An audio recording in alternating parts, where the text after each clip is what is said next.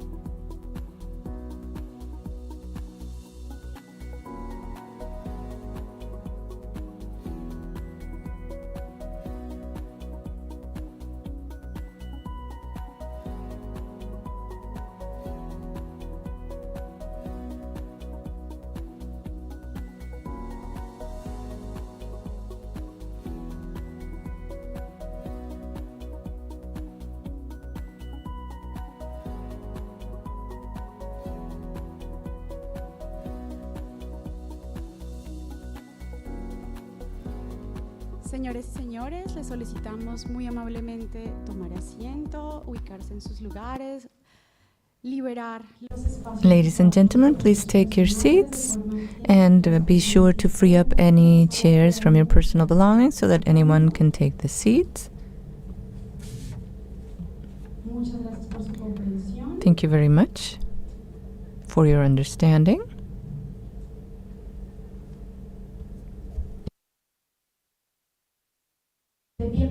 Please stand for the court.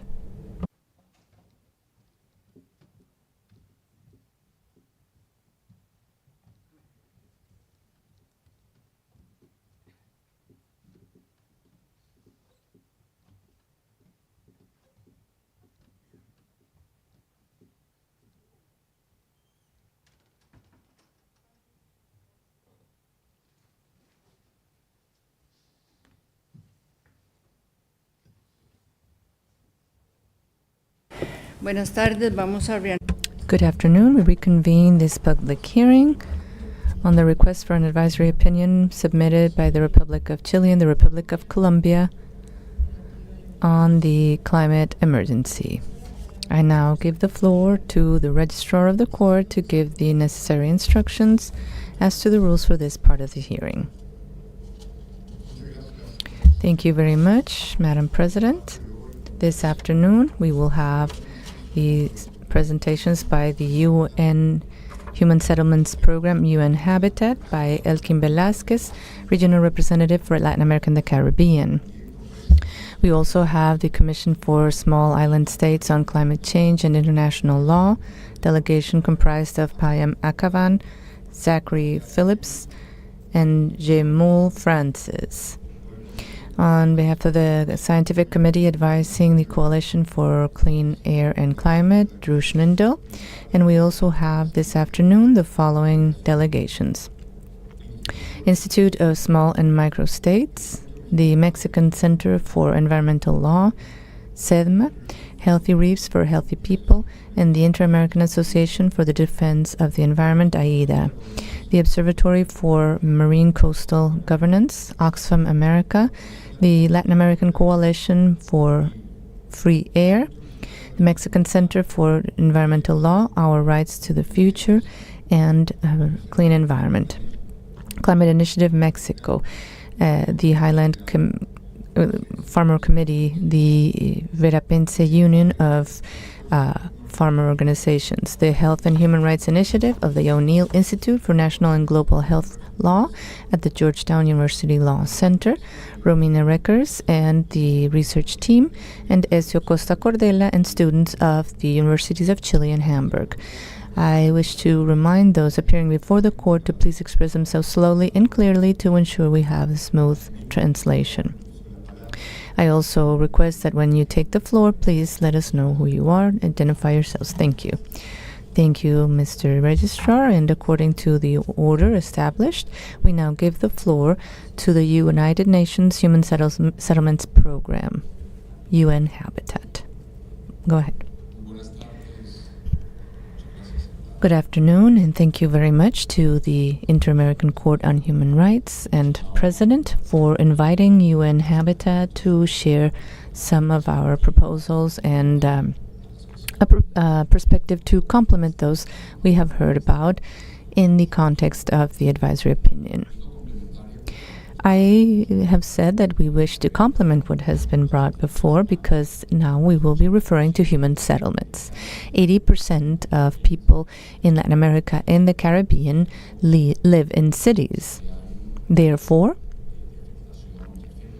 if there is a process that affects our region, we must realize it will affect our cities mainly in terms of our population. And whatever is done in cities to face this situation, whether to adapt or contribute to mitigate, will be of utmost importance. Last year, the government of Brazil invited us to the Amazon Dialogues at the seat of COP30, Belém do Pará. And in these Amazon Dialogues, we've had the opportunity of realizing that there are several conversations that fall into dichotomies on the environment, nature, and the rest of cities and urban settlements. And this has been impactful for us at the Center for Studies in Manizales, Colombia. We understand the environment as something more holistic, that the environment includes nature, but also what is built and elements that have a socioeconomic character. So we have reviewed quickly environmental legislation in Latin America to find that there's 14 countries that have standards on the environment, and all these 14 refer to the environment in that way. The environment as something integrated, including any built infrastructure. This integration is important because it means that when we work in cities, in human settlements, we will have an impact on the natural environment. We will also have an impact on any environment that has been built up or constructed, whether positive or negative. Of course, we want it to be positive, and the whole of society. This is important as it can help many justice workers in the region in interpreting and solving many of the daily issues that come up related to climate change and its impacts in economic, social systems, and overall in territorial and urban systems. And therefore, we have an opportunity that we'd like to seize, and thanking the court for having invited us to participate in the process, to bring to the table the idea of the importance for the court to send a message to the region that the environment includes the natural environment and the constructed or man-built environment. This would help many decision makers and public policy makers to try and find solutions to the problems that come up locally related to what we are dealing with here, the impact of climate change in human rights. So that's the first message that we at UN Habitat want to respectfully share with the court. Why is UN Habitat working on climate change? The UN Program for Human Settlements, UN Habitat, deals precisely with sustainable development of cities. And we do this, of course, based on the mandate provided by 193 member states through different agreements, including the new urban agenda that coincidentally was born in Latin America and the Caribbean. It was created in Quito, covering from 2016 to 2036. And it's a series of principles that can be taken into actions, and it is a voluntary application, so it is a non-binding agreement. And from this, we can derive one of the points we find very important for the Inter-American region.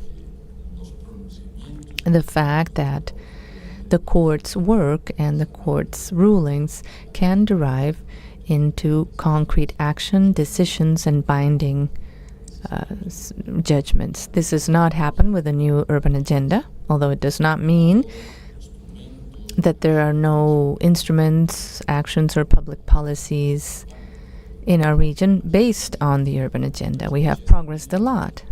But just this morning, I heard that we need to maintain that ambition or the goal of being as ambitious as possible. And with that, I want to say that the court can help us do so much more in our region, particularly in our cities, to make decisions, adapt systems, and develop instruments that can help us better adjust to climate change and at least reduce the impacts on human rights. A very important concept, and very Latin American concept, although it was not created in Latin America, is French. It's the right to the city. But it is very Latin American because, once again, in Latin America, our work, our legislative progress has been considered regressive, as having fundamental impacts in terms of observing human rights, and in urban matters particularly, the concept of the city is again included in legislation in the region. For example, Brazil with the Statute of the City, showing us how to move forward, but recently Ecuador, Peru, Mexico, including the Constitution of the City of Mexico. They all go back to that concept of the right to the city, not just as a theoretical concept, but translated into obligations and guidance for different institutions that have to abide by these legal instruments. The right to the city in this new urban agenda has been very importantly covered. But after the negotiation with 193 member states, we had the concept of a city for all, which in other countries is known as the right to the city. So taking that right to the city as reference and providing it with all the strength it could have based on work from the Inter-American Court would be a gigantic step, a game changer, as this process itself already is. For this advisory opinion, very rightly submitted by Chile and Colombia. From the perspective of UN Habitat for Latin America and the Caribbean, we believe it is fundamental to include in the process that concept of a right to the city. Why? Because of what I mentioned before. 80% of people in Latin America live in cities. These range from the size of Mexico City and Sao Paulo to the size of Leticia, St. Anna, or the smallest human settlements in our region, which would all benefit from a decision by the Inter-American Court on Human Rights. We have answered the request of the court with an extensive written document, but of course here we bring to the table the 2 or 3 key concepts that have driven and guided our written observations as UN Habitat. This morning was very productive. We could also hear others and compare notes, like just exchanging cards or letters as you would have in some cultures. Now, why is it important for adaptation and mitigation to climate change having regional binding agreements? Global negotiations, and I think I've heard this morning as well, are the minimum, the common denominator. When we negotiate regionally, we elevate that minimum denominator. So in terms of rights, that means that you can achieve more rights for the people. If negotiations have higher minimums or minimum levels as the global levels. And that does not speak badly or well to any of the instruments. As I said before, it's just the fact that we are dealing with a binding instrument within the Inter-American system. It would come to complement and allow us to go to the next level to ensure the rights. You have 1 more minute, Representative, to close your intervention. Thank you, President, and I am about to conclude. So for human settlements to have the right to more and better decisions to specifically respond to the problems of their context. And the last message in 30 seconds is, in our practice, we have to treat things differently if they are different. So common but differentiated responsibilities. But our perspective is more territorial. So we should also consider, as we've presented in our written observations, that when you're dealing with a regional perspective, it is also essential to identify the differences in terms of impacts and consequences of climate change in different geographies.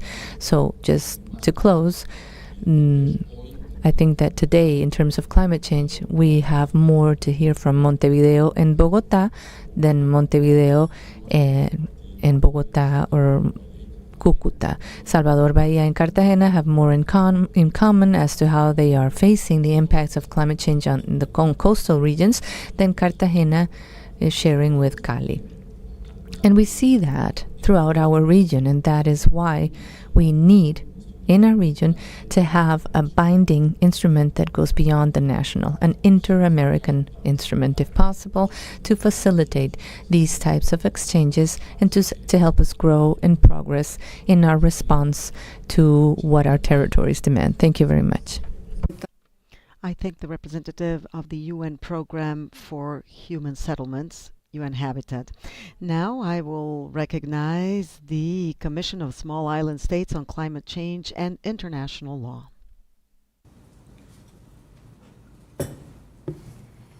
Madam President, distinguished members of the court, buenas tardes. My name is Payam Akavan, and I'm honored to represent the Commission of Small Island States on Climate Change and International Law. My task is to provide an overview of the Commission's interest and position in this historic advisory proceeding. I will be followed by my colleague, Mr. Zachary Phillips, who will address the specific obligation of international cooperation under the Inter-American Convention. The Commission was established as an intergovernmental organization on October 31st, 2021, at the 26th UN Climate Change Conference in Glasgow. Its mandate is to invoke international law for the protection of small island states. The Commission's 9 members from both the Caribbean and the Pacific include Antigua and Barbuda, Tuvalu, Palau, Niue, Vanuatu, St. Lucia, St. Vincent and the Grenadines, St. Christopher and Nevis, and the Bahamas. Madam President, small island states are the most climate vulnerable nations in the world. This despite having contributed only negligible amounts of greenhouse gas emissions. The compounding effects of alarming sea level rise and increasingly extreme weather events threaten their very survival, indeed their very existence. It is no exaggeration to speak of existential threats when some of these island nations may become uninhabitable or simply vanish under the ocean in the foreseeable future. The science is clear and uncontested. The Intergovernmental Panel on Climate Change has explained that in order to avert catastrophic consequences, temperature rise must be limited to under 1.5 degrees Celsius above pre-industrial levels by the year 2100. Yet, the existing commitments of states under the Paris Agreement are such that the world is set to achieve 2.8 degrees Celsius by the year 2100. That is almost twice the maximum threshold. Simply put, humankind faces an apocalyptic future unless it immediately changes course. The UNFCCC process has clearly failed to make sufficient progress. International law must fill the vacuum. Madam President, as set out in the Commission's written opinion and this Court's 2017 advisory opinion, the human rights impacts of climate change are obvious and inescapable. Yet, small island states' ability to protect the human rights of their own citizens depends on the conduct of other states, and in particular, the major polluters. That is why the Commission has focused on the obligation of international cooperation and the principle of transboundary harm under the Convention. There is a clear consensus from the written statements that the Convention imposes specific obligations on states with respect to all rights affected by the climate emergency, including the duties to cooperate internationally and to prevent harm. It is especially important to note, as the Court has already established, that these obligations apply extraterritorially. Earlier this month, the European Court of Human Rights confirmed that pursuant to their obligations to respect private and family life under Article 8 of the European Convention on Human Rights, states must have due regard to the need, inter alia, to adopt general measures specifying a target timeline for achieving carbon neutrality, to keep the relevant GHG reduction targets updated with due diligence and based on the best available evidence, and critically, to meet those targets. As the Commission has set out in its written opinion, it is essential, we respectfully submit for the Court, to go beyond abstract principles and to articulate specific minimum climate-related mitigation and adaptation obligations on states arising from their duties of prevention and international cooperation under the American Convention. States must, at a minimum, exercise due diligence to reduce greenhouse gas emissions consistent with limiting temperature rise to more than 1.5 degrees Celsius above pre-industrial levels, notwithstanding the principle of common but differentiated responsibilities. They must do so urgently and in accordance with the best science. And if they fail to do so, they must make full reparation to the victims. This is consistent with the Commission's position and the advisory proceedings before the International Tribunal for the Law of the Sea, which the Commission requested in December 2022, and before the advisory proceedings of the International Court of Justice under the leadership of Vanuatu, which is also a member of the Commission. This court has an important role to play in shaping this emerging jurisprudence in a manner that responds meaningfully to the climate catastrophe unfolding before our eyes. Madam President, I thank you for your attention and now ask that you invite Mr. Phillips to the podium. Madam President, members of the Court, good afternoon. I have the honor to appear before you today, not only as a representative of the Commission, but also as a national of Antigua and Barbuda, a small island state that was devastated by Hurricane Irma 6 years ago, and that will continue to endure the wrath of climate change as a result of the conduct of other states. It is with this lived experience that I will address the Court on the obligation of states to prevent harm and to engage in international cooperation. Madam President, climate change is a global problem. All states must cooperate with each other to address this common crisis. Small island states suffer disproportionately, and their resource constraints impede their ability to protect their citizens against the adverse human rights impacts of climate change. In this regard, Article 26 of the Convention requires states to engage in international cooperation to adequately protect human rights affected by the climate emergency. As this court has recognized, the duty to cooperate is an obligation erga omnes and applies extraterritorially. To meet this obligation, states must take individual and collective steps to mitigate GHG emissions to keep global temperatures under 1.5 degrees Celsius above pre-industrial levels, in line with the scientific consensus on the impacts of climate change on human rights. States must also cooperate to implement adaptation measures to effectively address the consequences of climate change.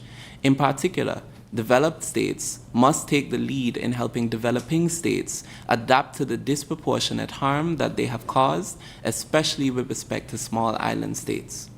Further, as this court explained in 2017, due to the extraterritorial application of these obligations and the principle of the prevention of transboundary harm, states must ensure that activities within their jurisdiction or control do not cause damage to the environment of other states or of areas beyond the limits of national jurisdiction. Madam President, although global warming is a common concern of humankind, states have common but differentiated responsibilities, as noted by an overwhelming majority of the submissions before the court. The greatest obligations must fall on those states that have contributed and continue to contribute the most to climate change. to take the necessary measures and assist developing states in addressing the existing and future consequences they face in the protection of human rights of their citizens. Given how close we are to the brink of disaster, however, that differential burden cannot become a pretext for developing states to not do their fair share to protect the environment. Lastly, Madam President, states are responsible for breaches of their human rights obligations, regardless of whether other states have also contributed to that breach. As a consequence, states may be required to provide remedial measures for their breaches, including by ceasing the wrongful conduct, providing appropriate assurances and guarantees on non-repetition, or making full reparation for the injury caused. To conclude, the Commission urges the Court to recognize and affirm the importance of international cooperation to ensure that small island states are better placed to protect the human rights of their citizens against the adverse impacts of climate change. In particular, the Court should affirm that states are under an obligation to ensure individually and collectively that temperature rise is limited to under 1.5 degrees Celsius above pre-industrial levels. I thank you for your attention and I yield the floor. Muchas gracias a la Comisión de los Pequeños Estados Insulares. Thank you to the Commission of Small Islands.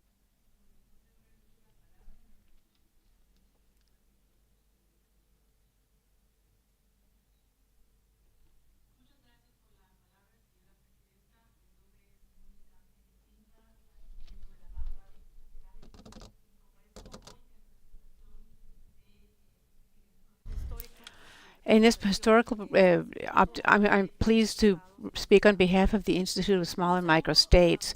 I want to extend greetings to the illustrious delegation of the State of Colombia and the representative of the State of Chile, and thank you for having brought these important questions before the Court in this process.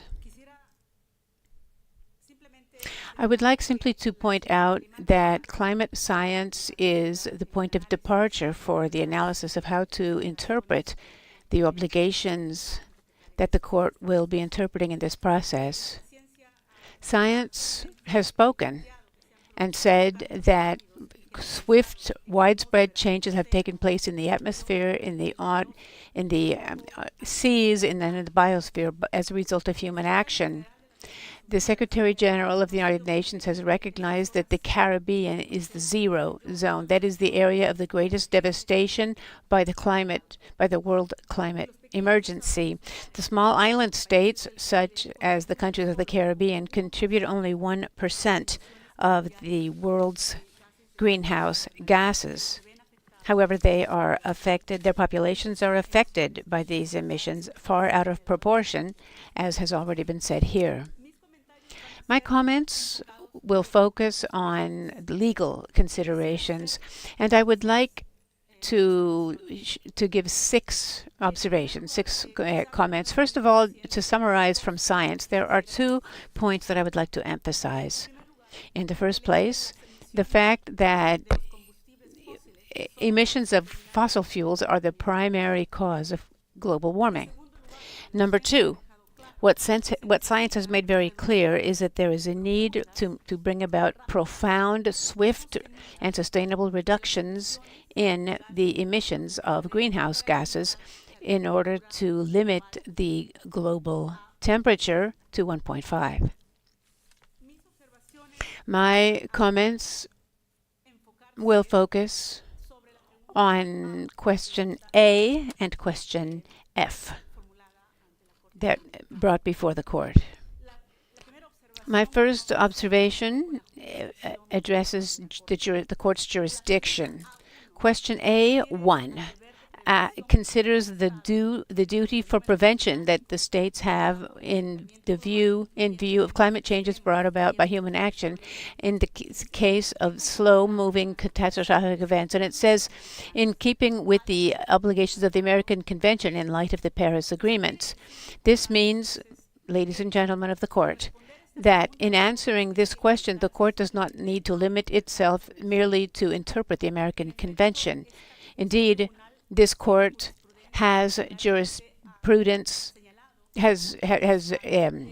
jurisdiction rather, and it has the power to consider the questions raised before the court and to reframe them if the court so desires in order to fulfill its mission of interpretation.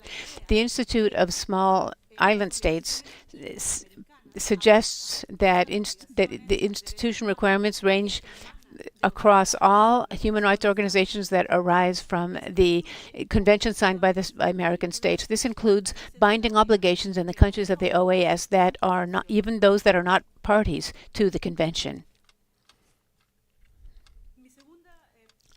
My second initiative or proposal has to do with the government, with state obligations in general concerning human rights, and I would like to focus on the point of the right to life. This morning, there was discussion of the case law of the United Nations Committee.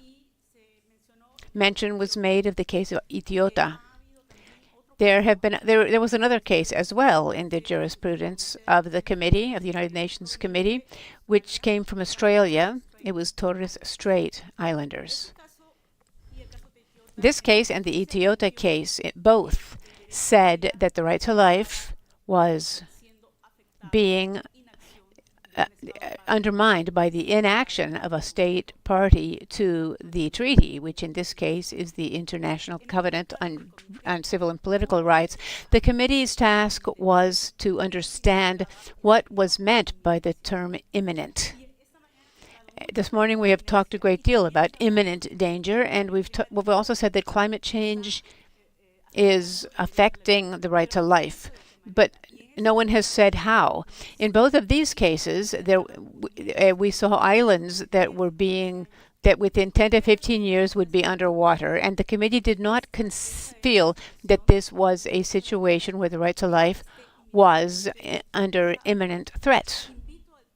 I would invite the court to consider in what situation can the right to life be abridged, because there will be a link to the understanding as to what is the meaning of significant damage. In the trans-border context, significant damage includes damage to the human person, for example, threat to the right to life.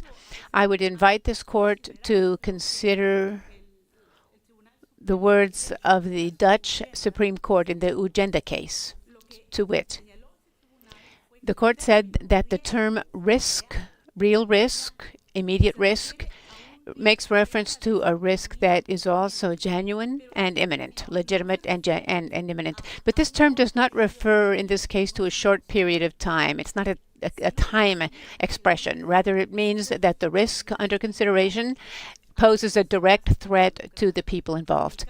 In the case of Ugenda, the court therefore held that the right to life was being affected or violated, even if the people did not die, because the threat is direct. It's something that will happen because it's a slow-moving process. It takes time, but once it reaches a certain point, it becomes irreversible. Finally, I can see the time is running quickly, but I would like to invite this court to emphasize the importance of the concept of the right to a decent life. In the questions it's posed that these rights are not directly enforceable. This court, however, has already held that as part of the right to life, there are economic and social rights that are fundamental and that can be enforced on the basis of Article 4. Very quickly, I want to move along to the subject of state responsibility. And I would simply like to note that Article 47 of the general principles of international law have that resolve the obligations of the states regarding illegal actions involving contribution by several states. And I would suggest that this is the position that the court could take when it talks about state responsibility. I am raising this because this morning Judge Veronica Gomez asked She said whether the system makes it possible to address the matter of climate change as we understand it today, or do we need a different paradigm?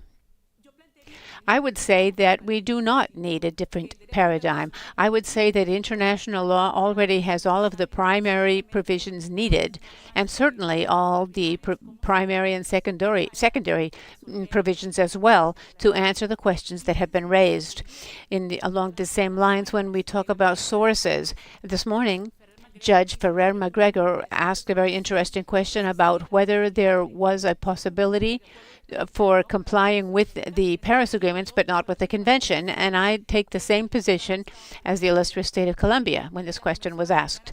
The American Convention in fact reaches farther than the Paris agreements, and an example is the whole matter of reparations, when a violation has been established of a human right, reparations have to be extended, but you don't see this in the Paris Agreement. The same may be true of other treaties as well. With respect to the relationship between the Paris Agreement and the inter-American instruments, obviously, the relationship is a dynamic one. This court has already taken a number of cases concerning law and rights, and considering all of the international legal structure that might be useful for interpreting the specific provision under consideration by the court.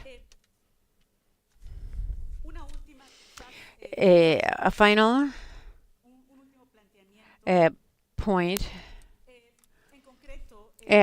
Very specifically, we would be saying that the obligation to reduce greenhouse gas emissions, the countries of the OAS most particularly, the developed countries of the OAS are under obligation to bring about profound, swift, and sustained reductions of emissions.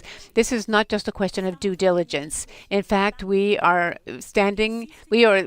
situation is now so serious that there are measures of result that need to be brought about.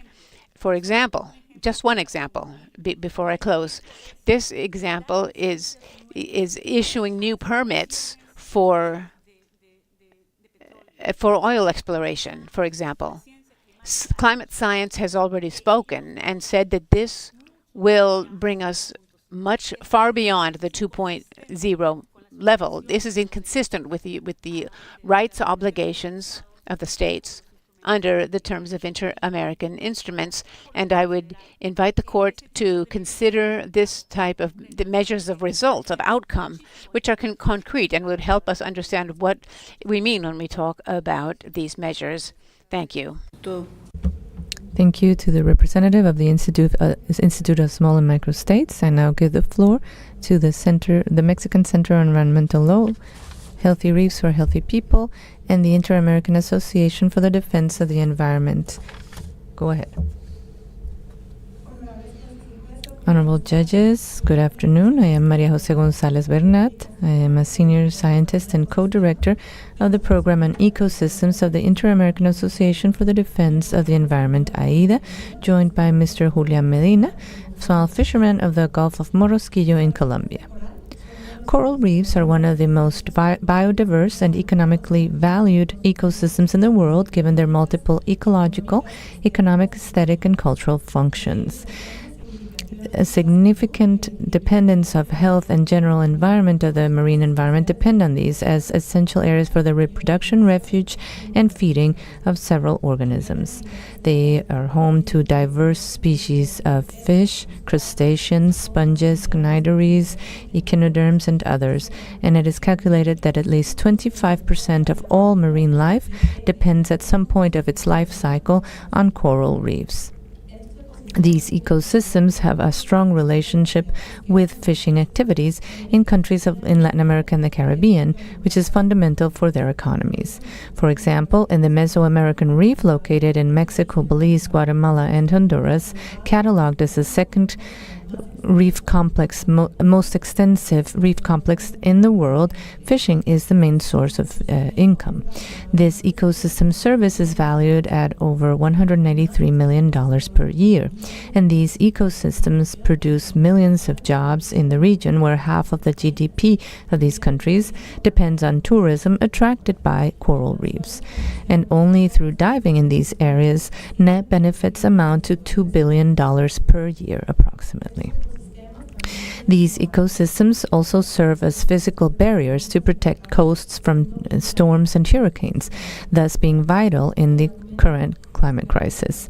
The expected increase in frequency and intensity of such phenomena is a great threat for coastal communities and islands such as those in the Caribbean, which are most vulnerable to this crisis.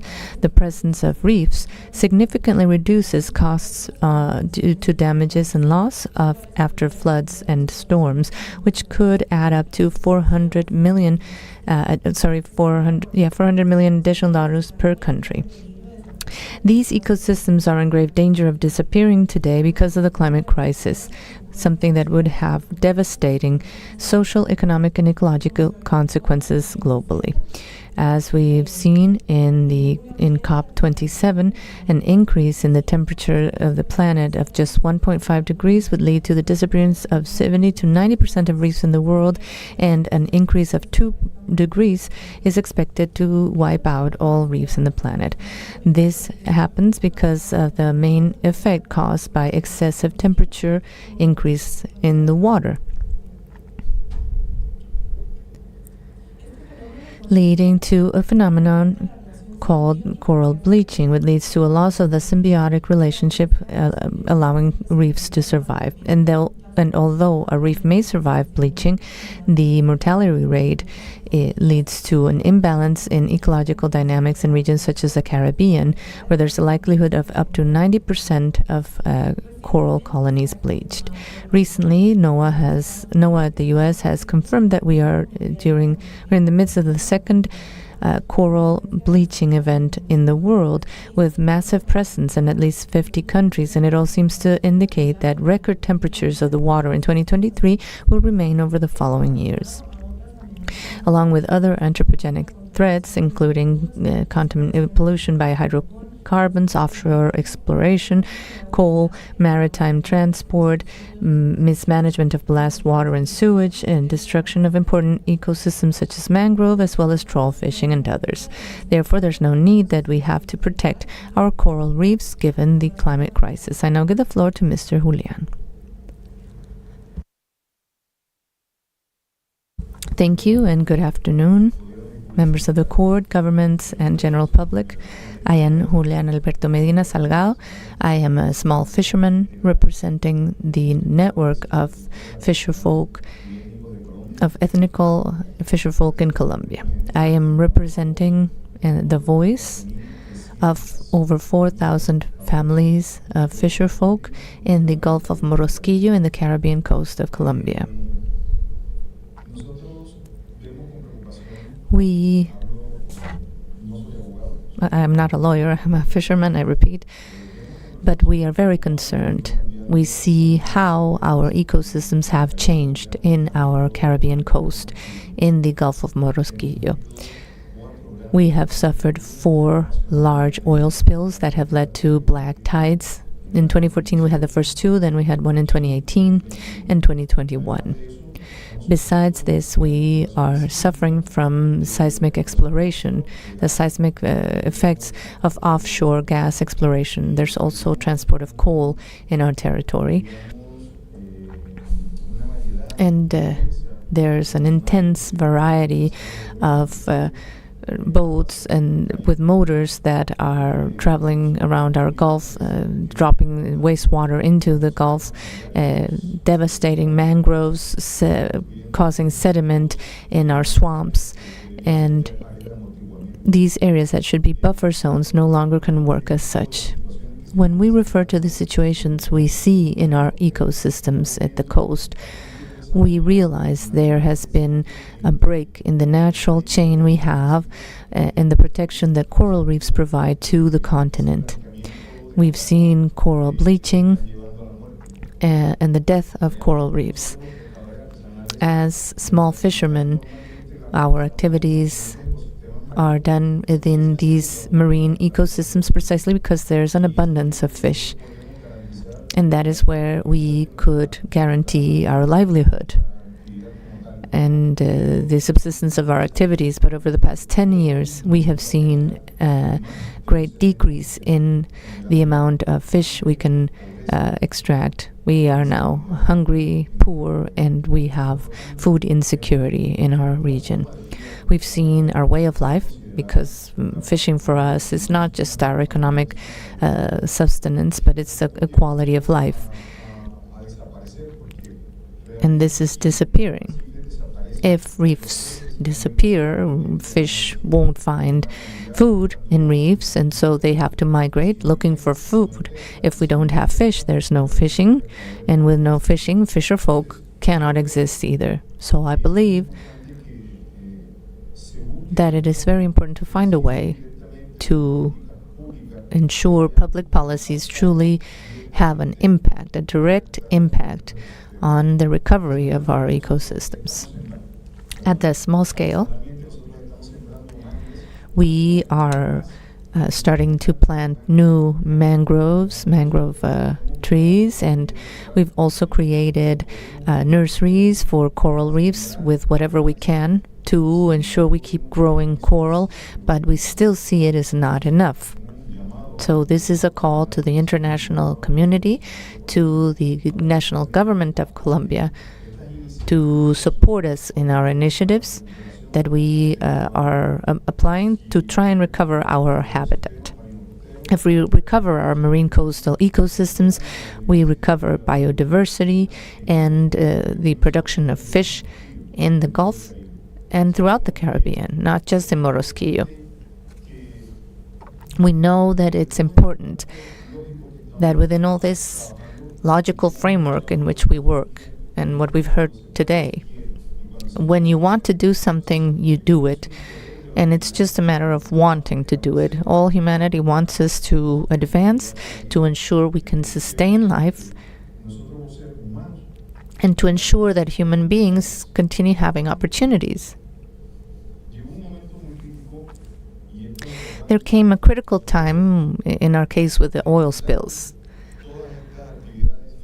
We got together and with a lawyer worked on trying to take these actions to court. Nothing was maintained. None of our initiatives was legally valid.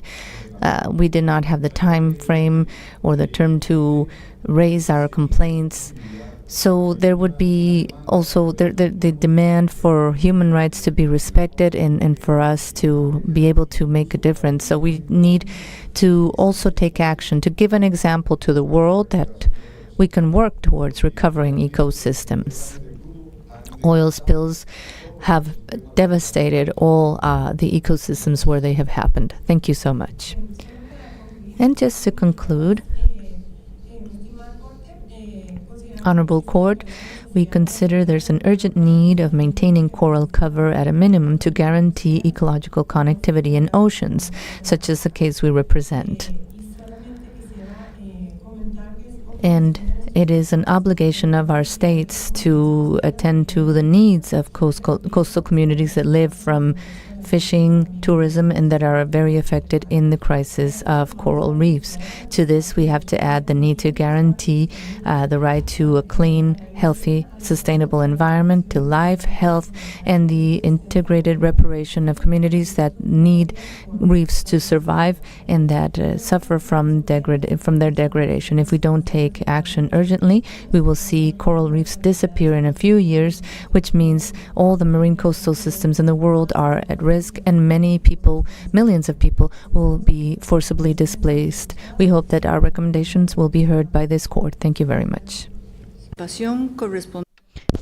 you. We will now hear from the Observatory for Marine and Coastal Governance. Good afternoon. We'd like to start by thanking the President of the Court and the Honorable Judges for allowing us to participate in this hearing. I'm Ana Lucia Maya Aguirre. I'm the Director of the Observatory for Marine Coastal Governance with the Center for Marine Justice. We're an NGO based in Colombia that builds capacity in island and coastal communities, and also work with research. Our submission is based on the concept of marine justice, which is an extension of environmental justice to understand and differentiate the impacts and injustices in the marine environment, and also having in mind the rights of vulnerable coastal and island communities, especially those that are devoted to artisanal fishing, and also the differentiated responsibilities of developed countries with SIDS and countries with coastal areas and islands within their jurisdiction. We will underscore three elements pertaining to marine justice here. First, the obligation to ensure sustainable and equitable use of biodiversity in these areas by protecting these ecosystems, because they are carbon sinks, and due to the ecosystem services that they provide to humankind in general, and coastal and island communities whose livelihoods depends on them, and also differentiated obligations of developed countries vis-a-vis the disproportionate effects of climate change for SIDS and countries with coastal areas and islands in their jurisdiction. And third, the declaration of the communities devoted to artisanal fishing as collective subjects of rights and victims of climate change. Now I will give the floor to my colleague, if it please the court, who will speak about specific technical aspects. My name is Melanie Velázquez Lozano. I'm the coordinator for education on oceans with the organization. Oceans absorb carbon dioxide to attain a balance between that the oceans and land. All of these marine ecosystems are carbon sinks. Ecosystem services were mentioned by Aida. Also, these marine grasslands are very important to absorb carbon dioxide, amongst others, and they desalinate seawater. They're a natural barrier against climate phenomena, and they are the refuge and habitat of many species. But the accumulation of greenhouse gases issued by man changes the chemistry of oceans, and that is a risk for marine life due to acidification, and the loss of oxygen in the oceans. As part of the GHG, aside from carbon dioxide, we see short-lived climate forcers, and that are very powerful, remain in the atmosphere for a short time, but are very powerful climate warmers. That includes methane, hydrofluorocarbons, amongst others. Methane, for example, is easily dissolved in the ocean water, which leads to acidification. And it is also present in permafrost, which is a layer of ice that is permanently frozen in different parts of the ocean. The warming of permafrost would release methane into the atmosphere with dire consequences for the climate system. It must be said that in a research done by us, exploitation and exploration of oil in the Greater Caribbean, the case of Colombia, a sample of environmental assessment studies was analyzed, and it sees that they omit impacts having to do with greenhouse gas emissions, the contribution to the carbon footprint, and the alteration of the ecological balance of these ecosystems, marine and coastal ecosystems, and also everything having to do with the putting together and dismantling of rigs, as well as shipping hydrocarbons, the cultural impacts on artisanal fisheries, such as the reduction of fisheries and the interruption of fishing routes, inequality in the distribution of loads and benefits for local communities, and the interference with the fishing activities due to the economic exclusion zone. Um, Island populations are affected by cyclones, storms, droughts, changes in sea level, coral bleaching, and also the presence of invasive species as well as environmental displacement. As part of the vulnerable coastal and vulnerable island and coastal communities are the fisher folk who have to their livelihood jeopardized. The climate emergency negatively affects the economic autonomy of fisher women and those who collect shellfish, which negatively affects their life and increases their workload. In keeping with the broad advisory powers accorded to this court by the American Convention, it's necessary that the court create a corpus juris as part of the American Convention, the law of the sea, the several conventions on marine pollution under the IMO, and climate change. These proceedings come at the same time as the NDCs are being prepared by the countries that are going to be submitted by states in 2025 under the Paris Agreement. So it is expected that the court should say that the NDC climate commitments must be developed and implemented in keeping with the obligations for respect, protection, and guarantee of human rights and based on respect for local knowledge.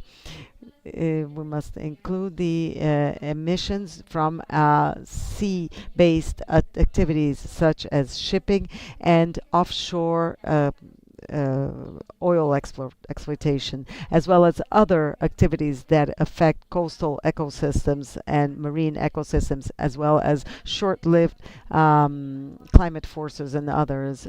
All of the impact of all of the greenhouse effect gas emissions should be assessed. Specific measures should be ordered to prevent, minimize, and remediate marine pollution. And it's necessary to recognize marine and coastal ecosystems as carbon sinks.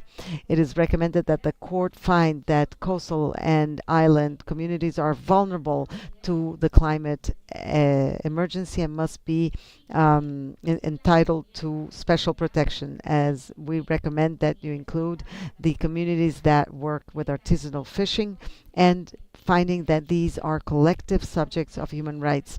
The men and women who participate in the value chain of artisanal fisheries contribute to food security and local economies and the preservation of traditions, of connected traditions and customs. There is the right to benefit from science and scientific progress. Food security, access to participation, and access to information, amongst others. There is an international framework to serve as a basis for this findings, such as a general comment about the matter and about fisher folk and food security by FAO. There's a recommendation made to include the right. We recommend that the right to science be included in the advisory opinion. If bridges are built between the generation of scientific knowledge and local knowledge, mitigation and adaptation processes to the climate emergency will be strengthened. Last but not least, based on the principle of common but differentiated responsibilities, the responsibilities of states be established and interpreted, differentiating those who are more have more of a share in the greenhouse gas emissions and having, especially in the cases of those most vulnerable communities that we just mentioned, in the written submissions to this court and also to the International Tribunal on the for the Court of the Sea and the International Court of Justice. We recommend that marine justice be included as a as a foundation for the obligations of the states. We are convinced that this advisory opinion will be an essential source for international law in the face of the climate emergency to contribute to a more sustainable and equitable planet from the legal standpoint. As was said by Gabriel Garcia Marquez, it is not yet too late to build a utopia that will enable us to share this earth. Thank you. Thank you to the representatives of the Observatory for Marine Coastal Governance. To close this fourth block of interventions, we will hear from the representatives of Oxfam America.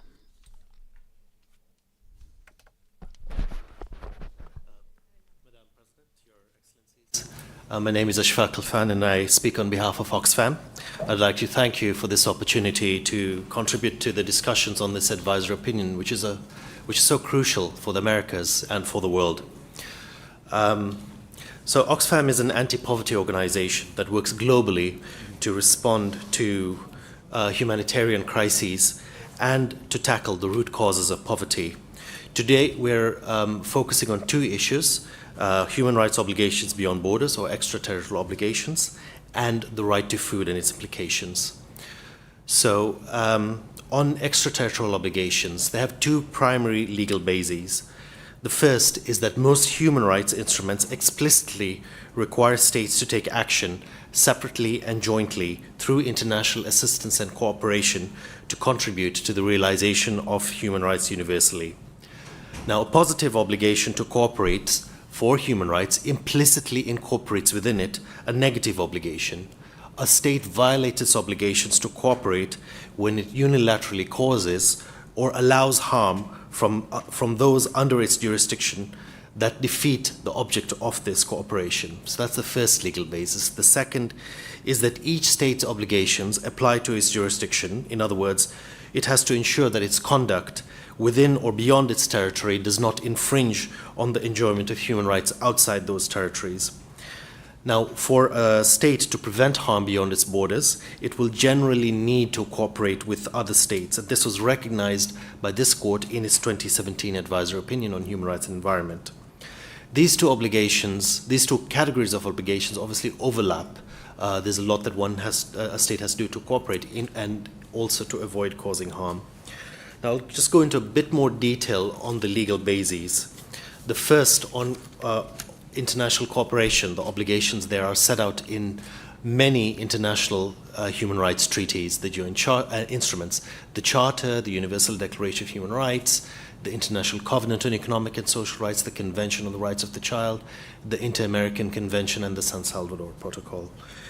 For the second legal basis, I don't think I need to say too much because the court has really set it out in very, very clear terms on the basis of jurisdiction, on the basis of the causal link between the harm felt and the harm that was caused within a state's territory. In the Saatchi decision by the UN Committee on the Rights of the Child, which has been referenced by several people here, that exact approach was followed. Now, this approach that this approach forms the basis for the conclusion that states have a duty to ensure respect for the human rights of individuals who are affected by conduct over which states exercise effective control, so that control over the conduct that has impact on rights.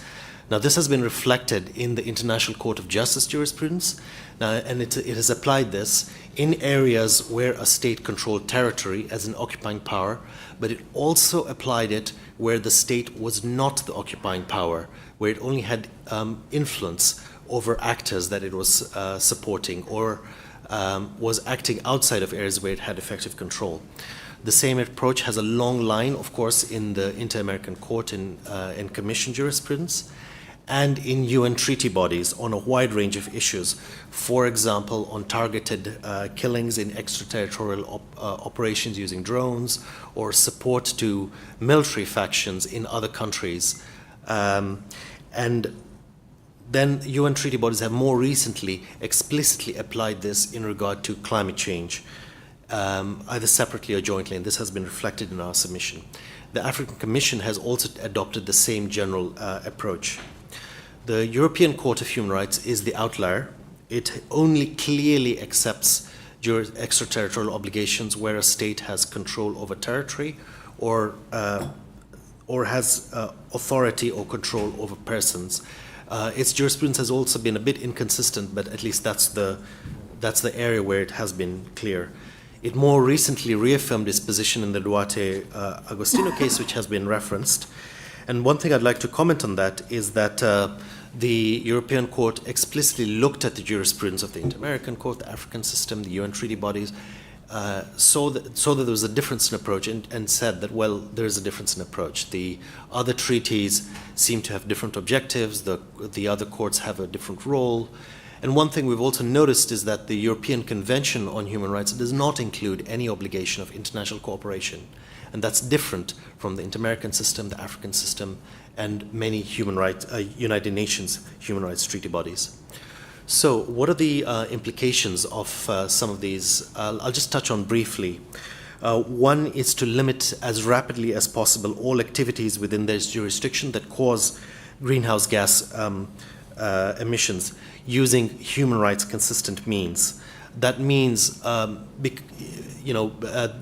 even below 1.5, we're already seeing violations, as was addressed in the questioning. So the obligation should not be tied to achieving 1.5 in a few years. It should be limiting all the emissions that can practically be done, including through means such as making polluters pay and making sure that their profits of polluters do not, they are not, the tariffs are not set so low for polluters. They're allowed to make massive profits and still pollute. So the corporate taxation needs to be set accordingly to meet that demand. They have to ensure that corporate actors reduce their emissions as quickly as possible, and they must cooperate with other states to address climate change and its impact on human rights. And they should cooperate to remedy damage caused by climate change. Each of these have been reflected in guidance by the UN treaty bodies, specifically human rights, but we're looking to this court to extend that further. Thank you, Excellencies, and I'll now turn to my colleague Diana Kearney to address the right to food. Thank you, Ashok. Thank you, Madam President, members of the court, for having us. It's an honor to be here. Because of Oxfam's role as an organization that provides emergency humanitarian aid, including food and water, and our advocacy efforts to promote food security, we will also address the right to food, which sort of links to both the relationship between climate change and the rights to life and health, and climate adaptation and mitigation measures. First, the right to food is well established in international law, both as a standalone right and as a prerequisite to fulfilling other rights, such as the rights to life and right to health. We have some of this outlined here, if you can see it. For time, I won't go into too much detail. The court has also confirmed that human rights treaties are living instruments, meaning they must be interpreted in light of modern conditions. This has significant implications for climate change and food security. So given the fact that climate change is increasingly jeopardizing food security, states must take increasingly bold interventions to address these threats. State obligations to protect the right to food are twofold. First, states must take positive legislative, regulatory, and other concrete steps to ensure access to food. And second, as many people have alluded to earlier today, they must also prevent third-party actors from violating these rights. Climate change exacerbates food insecurity. I think this is pretty well known, so we don't have to go into too much detail here, but essentially it adversely impacts the 4 pillars of food security. This includes supply, access, utilization, which is essentially the amount of nutrition in any given unit of food, and price stability. There are particular risks for certain groups, such as women and girls, who are more food insecure than their male counterparts, and indigenous people who are risking loss of lands and traditional sources of food because of climate change. Again, for time, we don't have to go through this, but there are a number of different ways in which climate change is exacerbating food insecurity.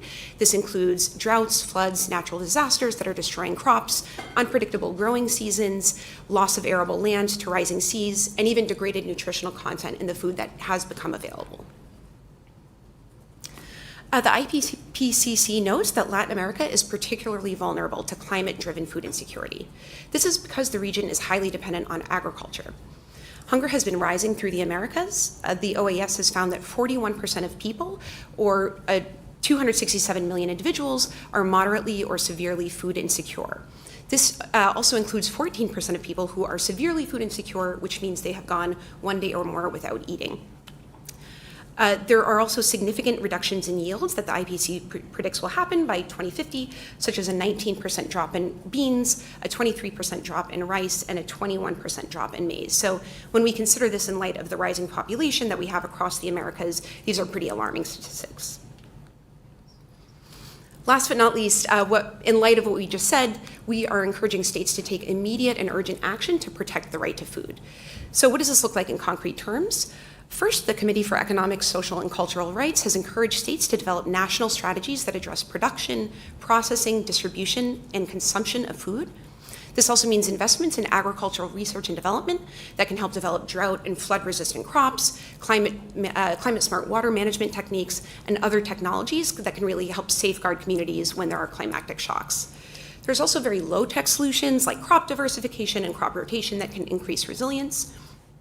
We're also asking states to consider drastic increases in social protection measures. This includes both short-term social protection measures like the provision of emergency humanitarian food aid, but also medium and long-term solutions such as helping smallholder farmers boost their productivity and ensure that there are social safety nets available for those, particularly women, indigenous communities, and others that live in rural areas that are most likely to be hard hit by climate-driven natural disasters. Last but not least, something that many people already today have touched upon, but this also means asking states to regulate those private sector actors in their jurisdiction who are operating in ways that are wreaking havoc on the food systems for other countries throughout the region. So this includes the usual suspects we would think of like fossil fuel companies, but it also includes agribusiness companies, and that does bear emphasis because agribusiness companies are not always thought of as generating high levels of GHG, but in fact, they're responsible for approximately 1/3 of GHG emissions in the Americas. And so while we're encouraging rapid scale up of production to increase food supply, we want to note that this should be done responsibly so that industrial agriculture isn't doing this in ways that include burning forests or ramping up intensive meat production in ways that actually ultimately harm climate change to a greater degree. So thank you very much for your time. Thank you very much to the representatives of Oxfam America for your participation in the hearing. I now have the block for questions by my colleagues judges. Judge Patricia Perez Goldberg, will you be asking questions? Yes, Madam President, go ahead. I also want to thank you all for your presentations. I would like to ask questions particularly to UN Habitat on the right to the city in the following sense. In the hearing, we've heard reference of vulnerable groups and differentiated impacts on vulnerable groups of climate change. A paradox that happens in prisons in Latin America is that these are areas where you have them at the very heart of cities because cities have grown progressively, leaving them in the midst of the city. And paradoxically, although they are in the midst of cities, they do not always have the services and facilities. And there's tensions in providing healthcare services, greenery. So we have the paradox of these cities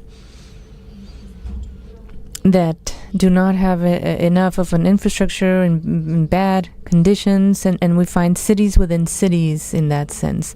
Could you help us with some thoughts on climate change, the right to the city, linked to this particular group of excluded people that are not necessarily enjoying the economic, social, and environmental rights of others, which are people living in prisons and prison facilities? Thank you for that question, very important and relevant. Judge Perez Goldberg. The right to the city is defined as a city for all, to guarantee equality in the use and enjoyment of the city and human settlements, to promote inclusiveness, to ensure that present and future generations, without any type of discrimination, may have access to all the goods and services provided by a city. So there's a definition. In practice, this is created by design. The fact that people in the city may have access to all these goods and services in near proximity. And this is directly related to climate change. There's a metaphor, and it is being used right now, which is a 15-minute city.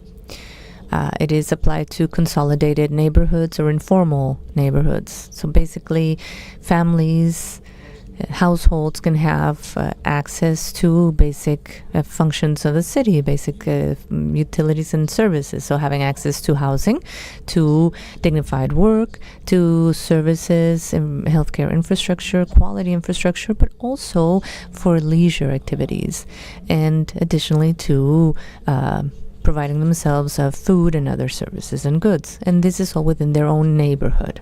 If it is within their neighborhood, they will not have to move outside of their neighborhood. If they don't have to move or transport themselves outside their neighborhood, the impact in terms of climate change will be considerable in terms of reducing emissions.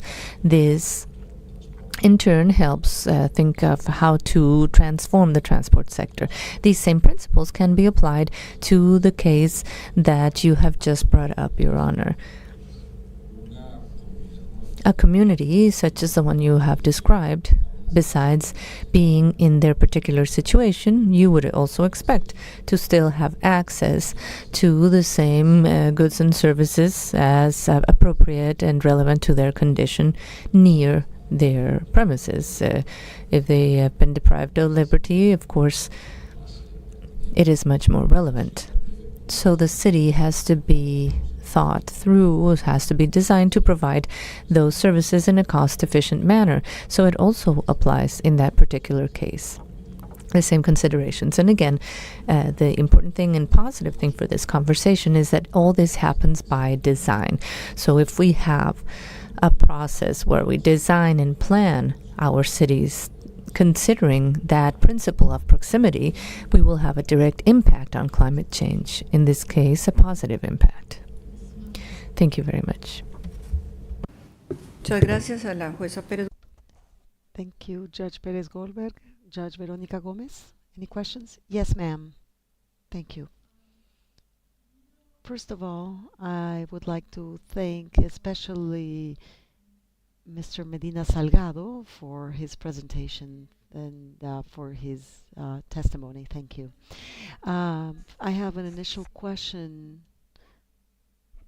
Since you're in the same area for the observatory and for AIDA, about the approach to marine life and the impact on communities that are especially vulnerable, coastal and island communities. I would like to start out with science and human rights, and thank you for bringing this up. Reference was made to the right to science, especially in the presentation by the observatory, and also the corpus juris, which invite the court to consider the right of the law of the sea, rules on biodiversity, marine pollution, climate change, aside from human rights treaties.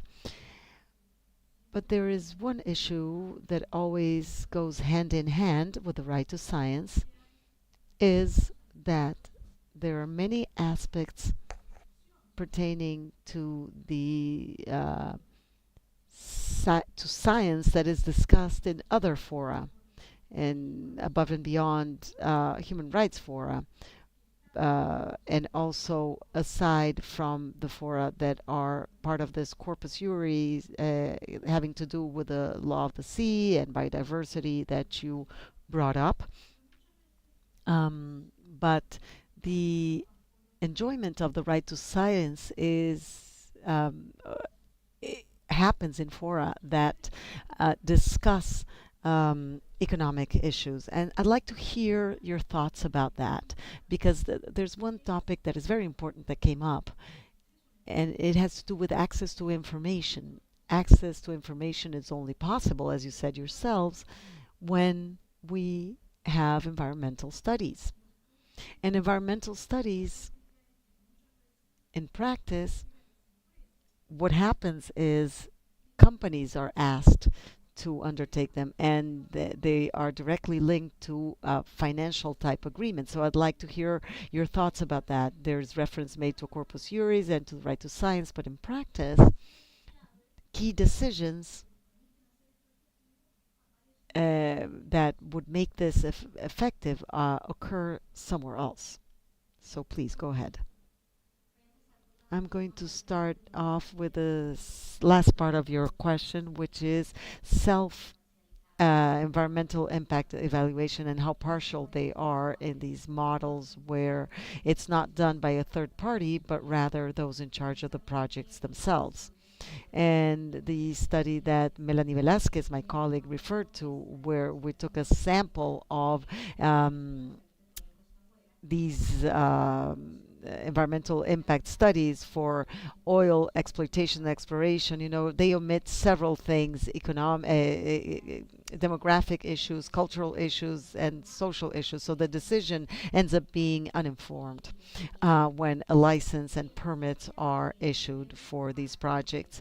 The science must inform several fora, such as including economic fora, and environmental impact assessments must also be based on the best available science. But the question is the language accessible and friendly to these communities that are going to be affected by these projects? And that's where the right to science comes into play. People have the right to understand these scientific positions. For example, indigenous communities need for those to be translated into their native language, in the language that is understood, because the environmental assessment is done based usually on the best scientific information, but that, although that's not always the case, but that never reaches the communities. And also the involvement in the whole process from the terms of reference up until the issuing of licenses doesn't happen. May I interrupt? There's often a discussion about who funds that environmental impact study, and that's why the companies end up doing it. So what steps should be taken in terms of public policy? What should be the standard for that? One of the public policy steps would be to reform these models of self-evaluation and include possibilities for participation from the beginning, from the development of the terms of reference. And when my colleague spoke, she referred to publications where in Colombia, for marine ecosystems, the environmental impact studies are designed based on the needs for land-based systems, and they don't take into account the communities that work as fisherfolk. And science should inform all type of fora. And that has been a unanimous demand raised by people who have been working in the area for so many years. And they should also inform the communities. And we're talking about the right to science, to benefit from scientific progress and understand the scientific progress. This is based on Article 27 of the Universal Declaration of Human Rights, the 25th, Article 25th of the Covenant on Economic, Social, and Cultural Rights, and so many other instruments which are the source of this. There is a recent report of the Rapporteur on Toxics and Human Rights that refers to the right of to science, because communities have the right to access that information. And that is why the right to science is directly linked to the right to access to information, and also to be able to base their participation on those assessments. let me tie this to the second question, because it sounds like it would be up to the communities themselves to obtain information and then decide based on that information. But in the case of coral reefs, the issue of access to climate justice is especially complex. And that's what I understood from your written submissions as well. And also having active standing to be able to submit this type of cases is not so simple. So informing communities so that they see how they can enjoy that right, exercise that right in the courts, or what. But aside from that, what can we add about the issue of access to justice in terms of climate justice for coral reefs and other issues, if you would care to elaborate? Let me speak from a more scientific standpoint. I mean, in terms of access to justice, that was part of our recommendations. There is no institutional and financial capacity to have up-to-date scientific information based on these studies as to what the situation is with the coral reefs in our region. There is no regular monitoring and that is comparable to help us make decisions for policy making to protect these coral reefs. So the quality and quantity of data needed for to inform public policy is not there. There are economic assessment studies for these ecosystems, but sometimes I feel it's more important to have an economic. Some people think it's more important to place an economic value for these ecosystems, and they lose sight of everything else. And I'm talking about coral reefs, mangroves, and marine grass. And this affects the communities around these ecosystems, but also the rest of the country. And this in terms of the quality and quantity of data that we need to inform decision making. And Chile actually brought this up in its initial presentation. We need baseline information to make decisions. And we need science from the standpoint of our region. And that's why we're here, actually, as part of the recommendations that we would like to include in this advisory opinion, because states are not committed to having environmental studies that are up to date, that are done regularly and that are comparable about these very important ecosystems. My colleague has a more legal perspective to add.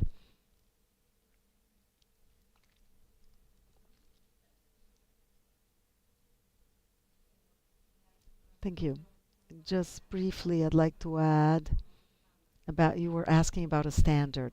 I think it's important to revisit the issue of democratizing the whole system and how this relationship between law, science, and the economy is being created. And there's a specific example in Mexico. Once again, how our official rules, standards are developed. These are very specific instruments that try to drill down to the scientific explanation. For these standards to be developed, you need academia, the government, the business community, and civil society to be involved. What happens, in fact, is that in these fora, academic and civil society organization participation is quite reduced, so the business sector ends up taking over, and we need all sectors to participate. It needs to be interdisciplinary when it comes to creating these standards. For as long as this doesn't happen, what you just mentioned will continue to happen. Why do financial aspects prevail when it comes to these processes? There isn't much understanding of the science. How do we build this bridge between law and science? Well, by ensuring participation, involvement of all of these sectors effectively, in an effective manner, which is what we're lacking. Thank you. If I may, I would like to add to this answer by saying that the obligation to guarantee the right to science falls squarely on the shoulders of the states. And this is what allows communities and persons to become informed. And the same goes for the procedural burdens. Science must be taken to communities in a user-friendly language that is accessible, understandable, and that is offered for the due exercise. Thank you, Judge Gomez. I will now ask Judge Perez Manrique whether you have any questions. Yes, I do, Madam President. To the Observatory on Coastal Marine Governance, I would like to ask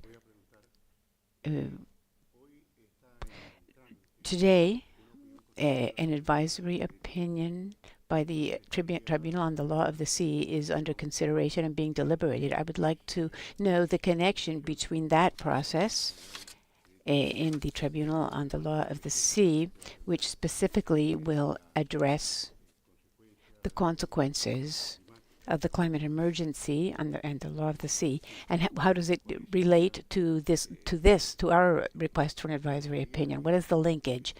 What can this court contribute ultimately on this subject of coastal marine governance? Thank you, Your Honor, for this question.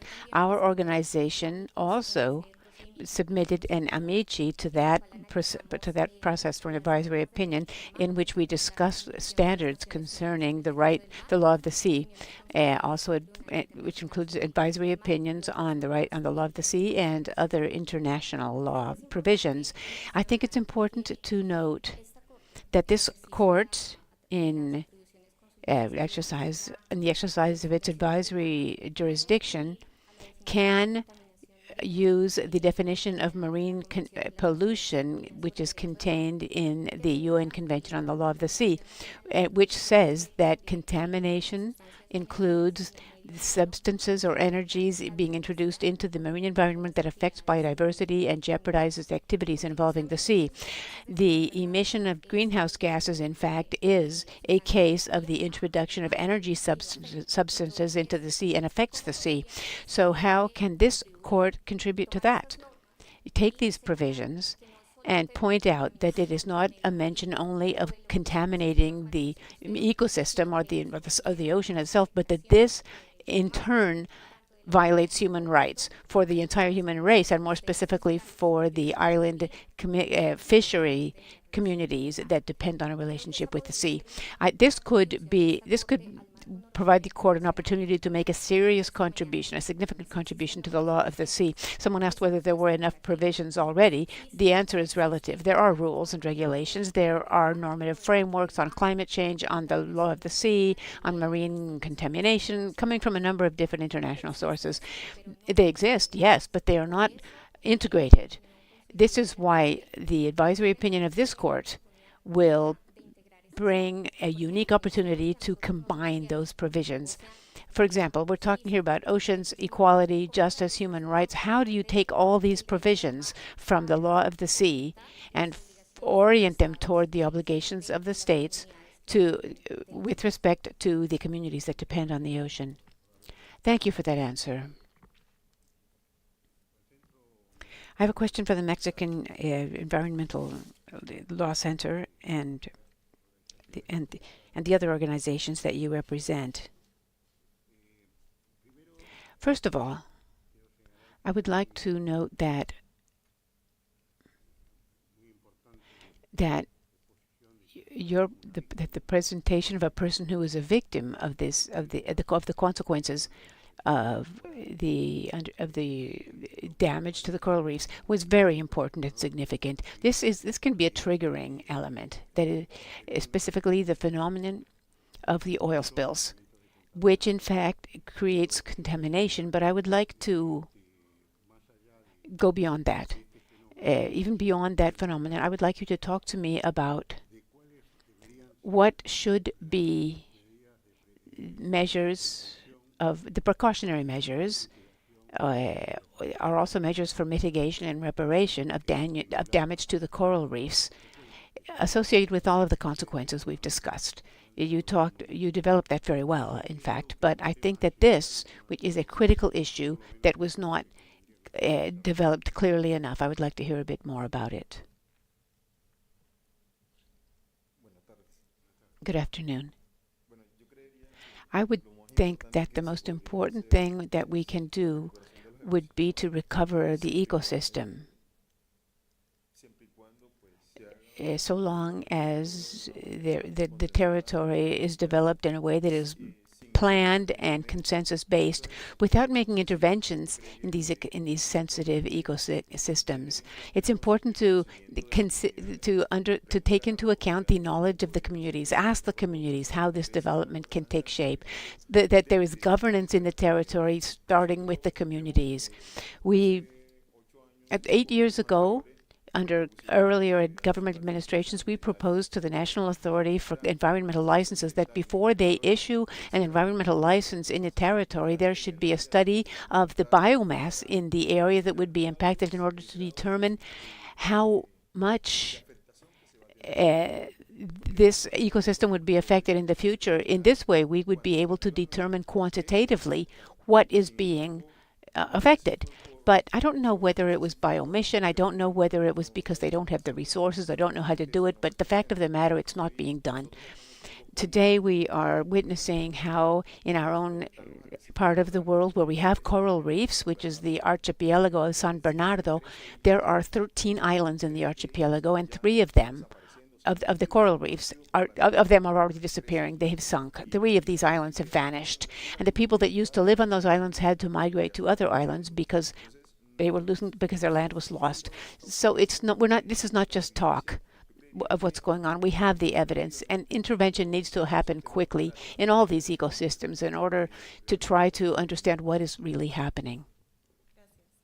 Thank you, Leonidas, and thank you, Your Honor, for the question. I would like to add a little bit more to what to the answer to your question, Your Honor.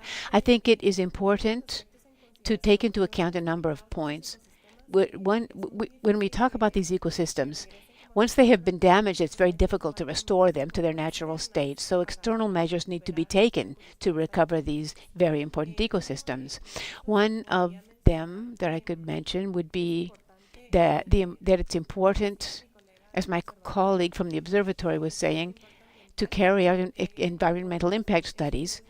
Would include cumulative impacts. That would be one thing. Another measure that's important to recognize that should be recommended to the states would be to develop plans for mitigation, which would include initiatives for coral reef restoration. And of course, this would go hand in hand with plans for financing to make it happen. So this would mean setting up nurseries in order to restore these ecosystems.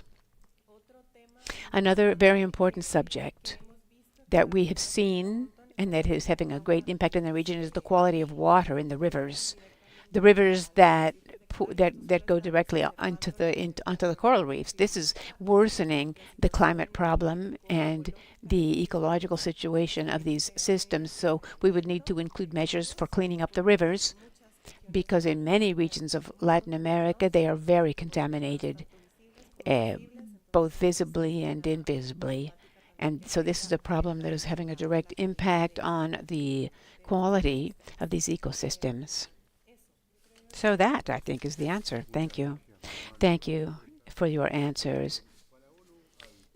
For UN Habitat, could you please explain how a recognition of the development of the right to the city as an autonomous right would bring about a positive change with respect to the emergency of climate change? What would be the effects of recognizing this right? Well, how would it affect the situation involving the climate change emergency? Thank you for that question, Your Honor. There are 2 perspectives. One is technical, and the other is, if you will, political. That is to say, policy-based. The technical perspective, the right to the city that I mentioned in my presentation. When we talk about the right to the city, we're talking about the city overall, its people, its systems, social and economic systems, political systems. When we talk about the right to this city, we are talking, of course, about the ability for all people living in the city to enjoy it, or even people who go through the city to enjoy the goods and services and opportunities available therein. In the UN, we add to that by saying that no one should be left behind. So talking just about the right to the city, we are automatically connected to a large number of specific rights. The right to decent housing, the right to a healthy environment, the right to health care. There's a whole list of other rights that would be obligations under the right to the city. So in the practical application, this is also equipped with a number of instruments that are already helping with planning, designing, and managing the cities. So a concept that has been internalized in the territories, and I would say also in academia and in the practice of Latin America and the Caribbean, to have it at this level in an instrument that would arise from the court and that would be binding. That would help scale it up and speed its implementation and application. So from the standpoint of policy, there will also be a fundamental impact. I already raised the example of the Amazon dialogues. In Brazil, our head office is in Rio, in Brazil. So there are many opportunities to talk together about the perspective in Brazil at the threshold of COP30. It's very important to see not only the face, and I'm talking again about the Amazon, the face of the bioma, which is so important and so crucial, but also the faces of the 50 million people who live in the Amazon. Depends on how you count them, who counts them, and how you define Amazon. But it's 35 to 50 million people, which is no small number. These people also have the right to all of these factors that are part of the city. It should also be a process of contextualized implementation, that is, in the context of the geographic setting. All of this will make it possible for these processes to move ahead in an orderly fashion, in a way that is appropriate to the geographic area, not simply because someone had the bright idea or because there's a specific group in some region in some particular city and they have certain capabilities, but instead that it be Latin America wide, the inter-America, in fact. My final point is this. If we take a more regional position because it comes from the court, it would provide a means to develop a whole new generation of instruments. These instruments would be useful for supporting the member states and the territories. Yeah, thank you. That would be the positive effect of the court's recognition of the right to the city. But my specific question is, what is the positive effect on the climate emergency, which is what we are discussing in this advisory opinion, very specifically? There are two avenues. One is by adaptation, that is, the direct application of the right to the city would help move ahead much more vigorously and effectively with the elements of adaptation, but also mitigation. A while ago, I was talking about the 15-minute city, which is the principle of approximation, of nearness to the city. When displacements occur in the city, but if they could be avoided through a better design of the city, because of the right to the city, this makes a significant contribution toward reducing emissions. In cities such as Bogota, Mexico City, many families take 2 hours just to get to work. And they do so very often using transportation based on fossil fuels. One way, there are many ways to address this, but one way to reduce this amount of travel using fossil fuels would be to redesign cities and plan them better, taking this perspective, which would be offer the right to the city. If this is extended not only to certain cities, but to all the cities in the region, the impact would be massive and scaled up. But good, thank you very much. I have no further questions. I do have more questions, but I know we are short on time, so I will not ask them at this time. Thank you, Madam President. Thank you, Judge Perez Manrique. Judge Ferrer, do you have questions? Yes, Madam President, thank you. Continuing with UN Habitat. We were hearing Judge Perez Manrique on the right to the city and his questions to you. Lately, we've seen Latin American cities in the Caribbean and other parts of the world that have water scarcity problems. So the evident question is, how can this be related to the right to the city, climate change, and what measures are being taken or considered, long or short-term steps regarding water scarcity? Thank you very much, Judge Ferrer Madrigal. If I may, Madam President, at UN Habitat, we are fully available for any additional contributions, evidence, examples you may need throughout the process, anything that can help the proceedings. And now to answer the question. In there, I also would like to add two approaches. First, we have several regions in Latin America and the Caribbean that are suffering from water stress, and this brings with it the need to reorganize how the city works. Not just reorganizing functioning in the city in terms of what activities have to be developed in the city, and looking at the water consumption needs and how this leads to dilemmas that are being faced by public policymakers and judges many times. Water as a resource for the economic sector, for what economic sector, or for citizens in general.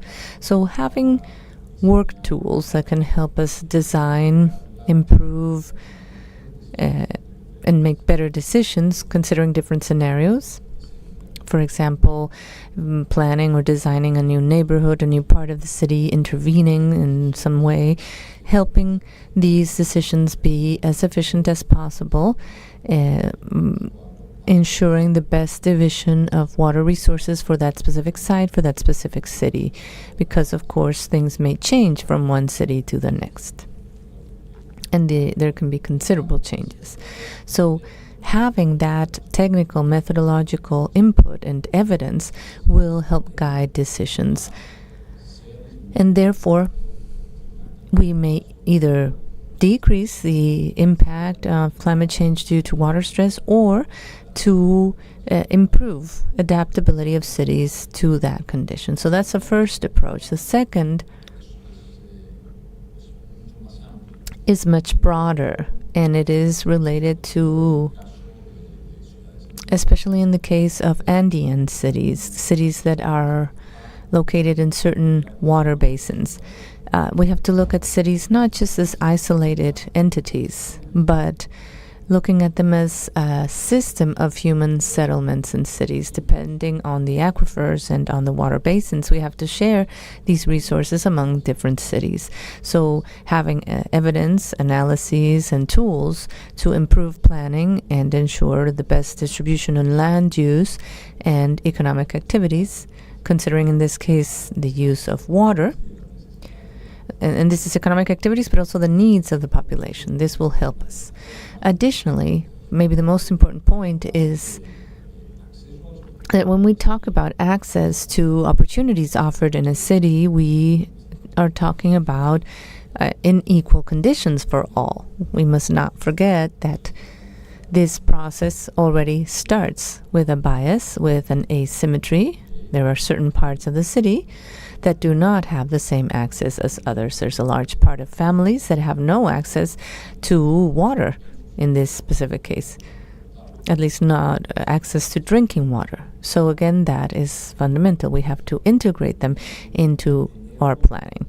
So again, it's having this a part of a larger umbrella. It's not an optional or something that happens by coincidence or if I may say just wishy-washy, but something that becomes a right to the city, part of the right to the city, which helps us ensure balanced and inclusive progress in city management.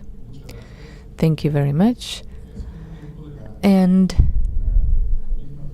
echoing the same question by Judge Perez Manrique, but now addressing the Commission of Small Island States on Climate Change and International Law. The same question. What is the added value, the specific value that the Inter-American Court could provide to your, in its advisory opinion regarding the advisory opinion that has been announced by the International Court of the Sea?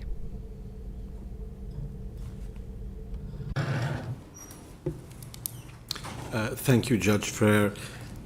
First of all, the applicable law before ITLOS is the UN Convention on the Law of the Sea, whereas this is a regional court that will apply international human rights law. And then we have the procedure before the ICJ, which will apply general international law. And it's really quite a unique moment in the, if you like, cross-fertilization and harmonization of jurisprudence.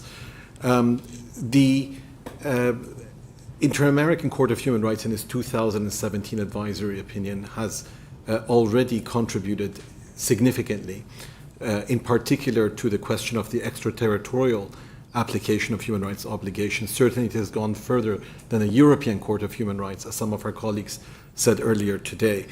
And it would be significant now for the court, building on its 2017 opinion, to perhaps enter into a certain level of specificity and detail. As we said earlier, the added value in response to your question is for the court to go beyond abstract principles, most of which are rather obvious, to look at the scientific evidence, which is uncontested. This is an advisory proceeding, but you have the benefit of being able to rely on the reports of the Intergovernmental Panel on Climate Change.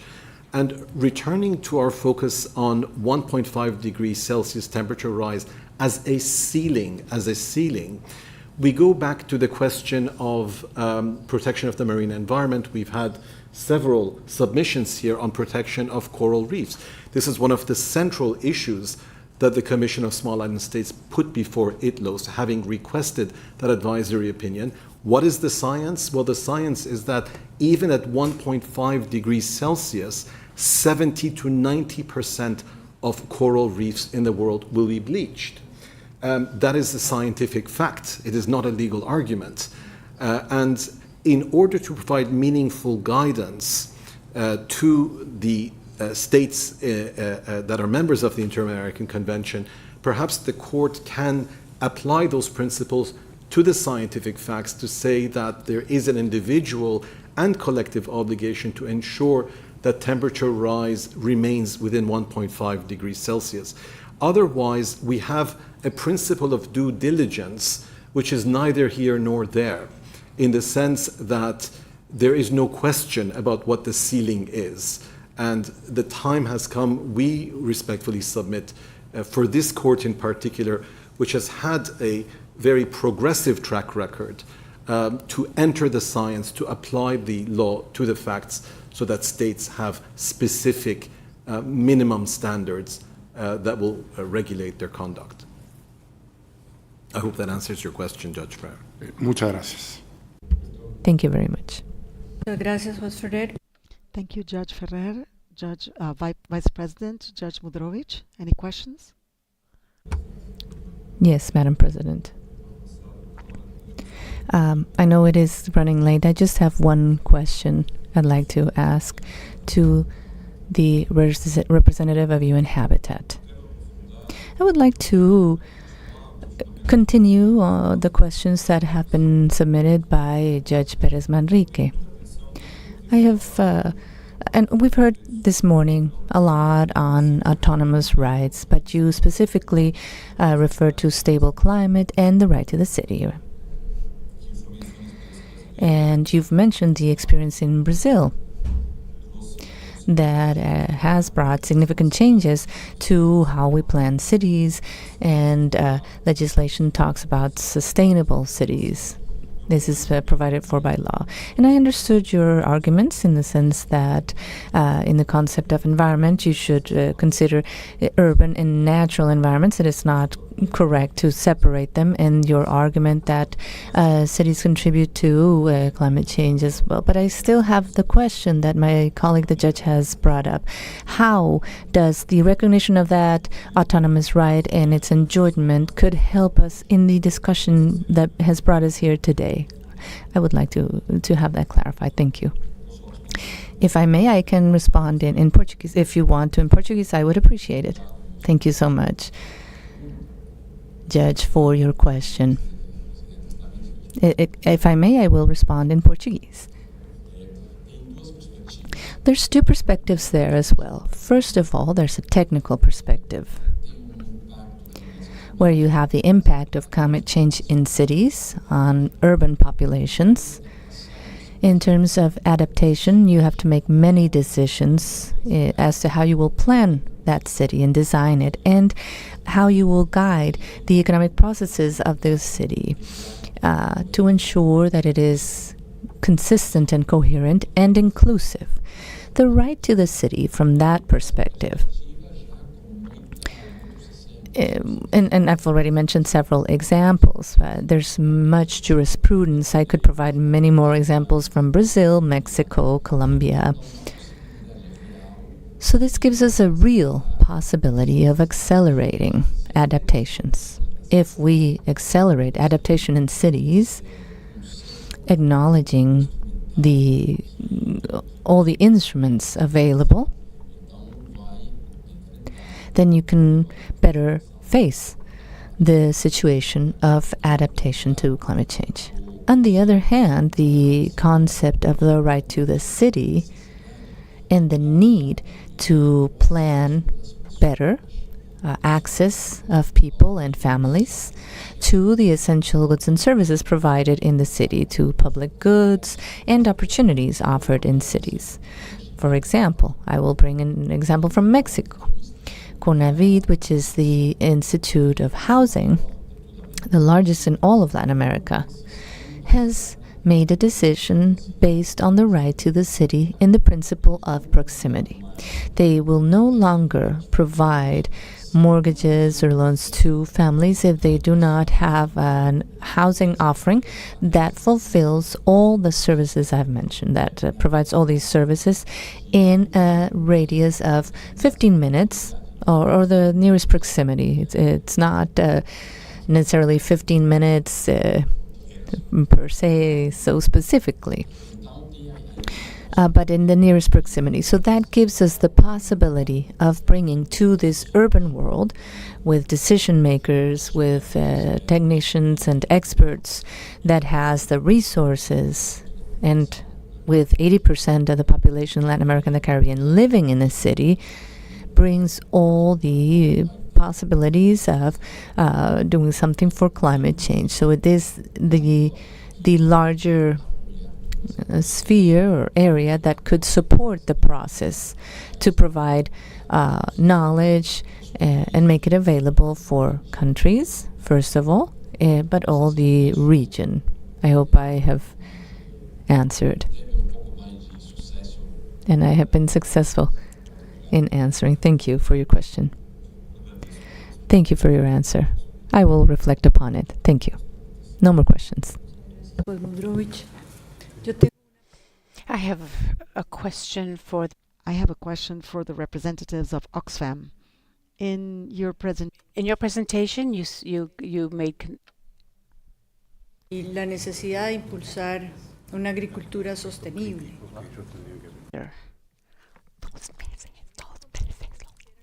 In this context, I would like you to discuss problems that have arisen in the region, and which is the matter of change in the use of primary forest land for subsistence agriculture. In your experience, Oxfam, I would be very grateful if you could discuss, tell me about solutions that you have been able to see to these problems.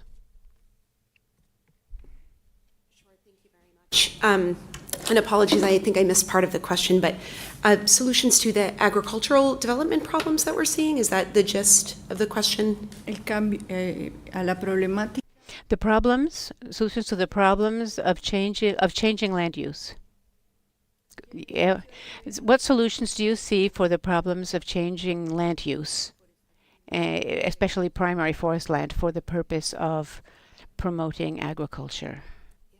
Thank you very much for the question. I think the first thing that comes to mind is something that probably will be raised quite a bit in Brazil, which is the right of free, prior, and informed consent for indigenous populations who have been increasingly under threat as agribusiness in particular, but also palm oil plantations, sugar plantations are expanding at fairly rapid paces. And we see that there is a lot of informally held land by indigenous communities where national governments might be failing to actually go in and give it formal title, which leads to a big gap, a big legal gap. And so making sure that both private sector actors and public sector actors that are trying to acquire large plots of land are doing so with robust, free, prior, and informed consent, which is required under international law. I think that is probably first and foremost what we would really encourage. It's certainly something that the court has already done an excellent job in emphasizing in previous case law. So that is something that we would, again, really try to hone in on. I think, again, something I briefly alluded to in our remarks is that we do encourage intensive productivity increases, so boosts in agricultural productivity, but to the extent that this means that we're going to be relying more and more on monocropping and other types of acquisitions where industrial agricultural production is going to put all of our eggs in one basket, so to speak. So when there is a climactic shock, if there's a certain type of crop that can't withstand the new weather pattern or the new rainfall pattern, we aren't in as much trouble. So encouraging diversification of crops is also something that we consider very important going forward. And happy to expand on any of that further. Thank you. Muchas gracias. Thank you. We're going to take a break. At 5:45, we will return to wrap up today's hearing, today's session. Thank you. Please rise, and the court will leave the room.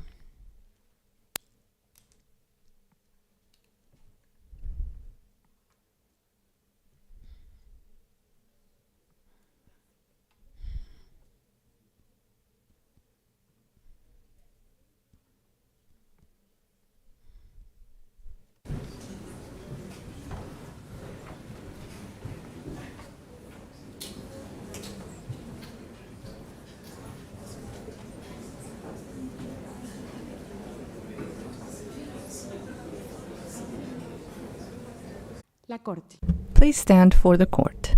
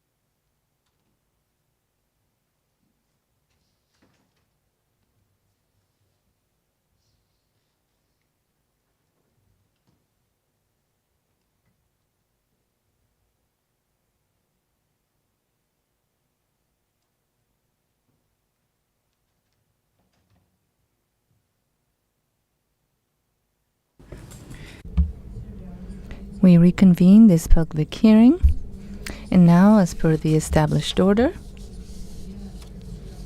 I give the floor to representatives of the Scientific Advisory Committee on the Coalition on Climate and Clean Air. Please proceed.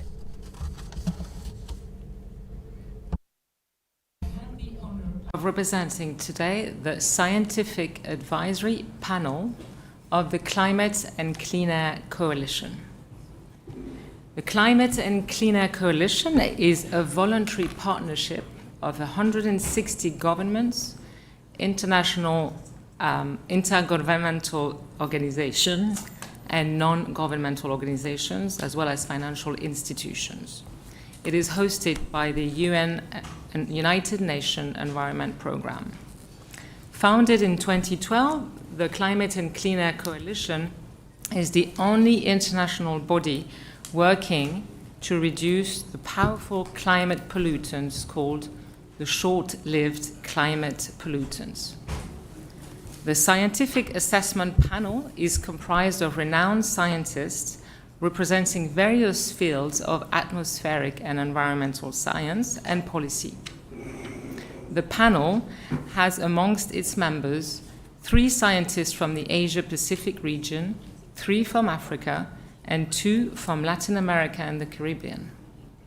Professor Drew Shindell is the chair of the Scientific Assessment Panel and is also a lead author of the IPCC Working Group 1, as well as the lead author of the Global Methane Assessment.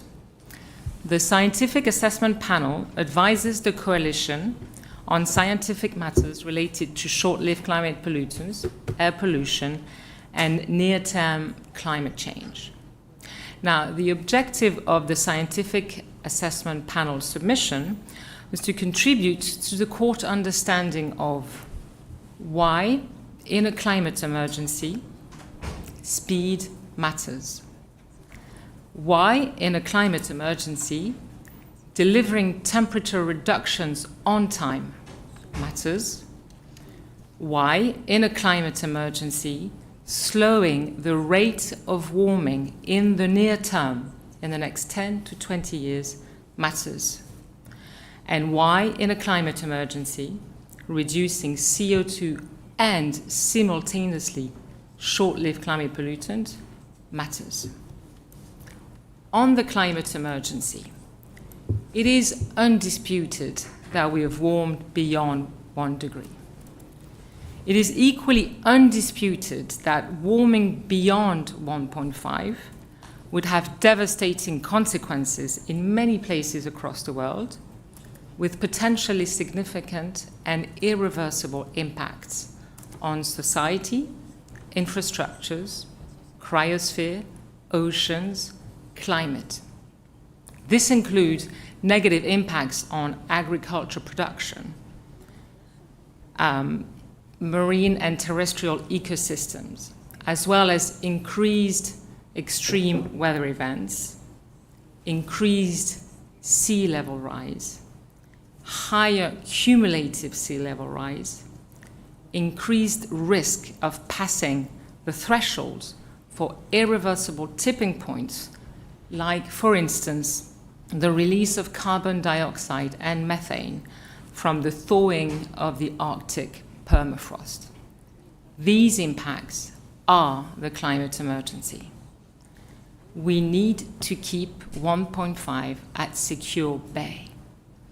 And we can only maintain global temperatures below 1.5 throughout the century, or with limited temperature overshoot, with deep reductions of CO2 to near zero, and simultaneously reductions of all non-CO2 short-lived climate pollutants. Because fast and immediate action on short-lived climate pollutants can avoid 0.6 degree of warming by 2050. 0.6 degree of warming by 2050 can be avoided. It can also avoid over half of the predicted warming in the Arctic by 2050, and significantly reduce the risk of triggering those climate tipping points. There are also multiple health, social, and development benefits to the actions of reducing short-lived climate pollutants, and therefore reducing short-lived climate pollutants will help meet the Sustainable Development Goals. So reducing short-lived climate pollutants in parallel to CO2 reductions will avoid an irreversible climate crisis.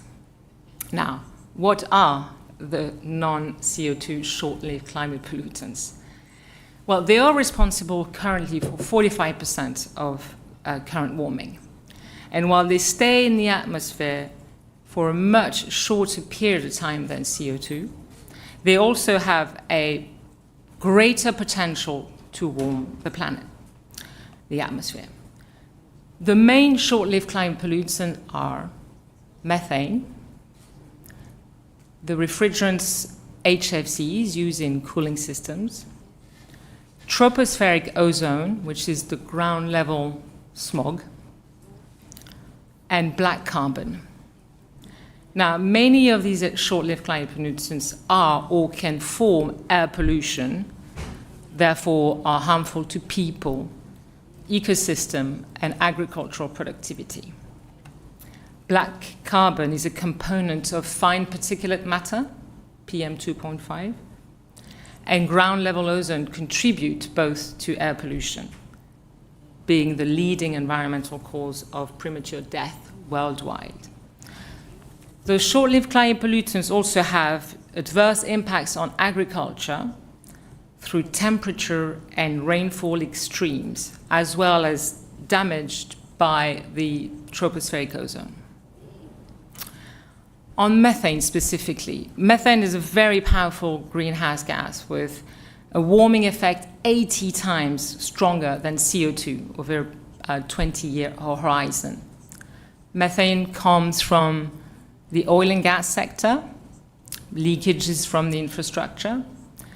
Methane comes from landfills, waste, and methane comes from agriculture, cows.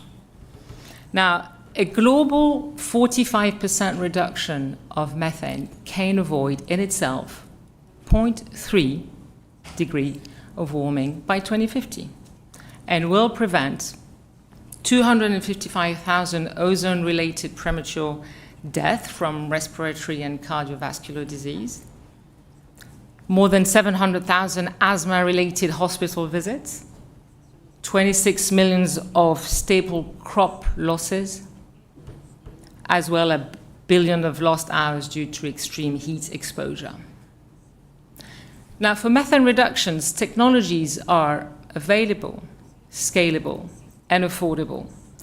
And more than 60% of these strategies, of the control measures, have low or negative costs, with the greatest potential in the oil and gas sector. So, reducing short-lived climate pollutants can result in faster, near-term climate benefits than CO2 emission reduction. In conclusion, short-lived climate pollutants pose a direct threat to human rights, such as the right to a healthy and clean and sustainable environment. Fast and immediate reductions of short-lived climate pollutants can avoid 0.6 degree of warming, and therefore is the strongest plausible leverage to reduce the rate of climate warming in the near term. This is the best climate strategy we have to protect human rights. I thank you for your attention. Muchas gracias. I thank the representative of the Science Advisory Panel to the Climate and Clean Air Coalition. Now we will hear from the Latin American Coalition for Clean Air. You have the floor. Good afternoon, President and judges, delegations of the countries, organizations, and all. I'm Laura Mosquera, and here we're representing the Latin American Coalition for Clean Air, ALAIRE, which, based on different approaches, works on the quality of air and against the climate crisis. I will focus on 3 topics: the link between climate, the air, and human rights, and the need for effective responses to the climate emergency to be carried out. There's a clear link between air quality, the quality of air, and human rights. Short-lived climate pollutants like methane and black carbon warm the atmosphere and directly responsible for the climate emergency and the impact on human rights as a consequence of them, their presence. The their life is relatively short, as opposed to CO2 that may remain in the air for centuries. However, their ability to warm the air is much higher, and the potential of black carbon is about 500 times greater than CO2, whereas methane does it between 84 and 87 times faster or greater than over 87 years. According to the IPCC, short-lived pollutants are responsible for 80% of climate change. So focusing on atmospheric pollution may be one of the most effective measures to mitigate global warming over the short and medium term. This is not just a need for the climate, it's also urgent for public health in our region. Almost 7 million people die prematurely due to the effects of air pollution, both internally and externally around the world.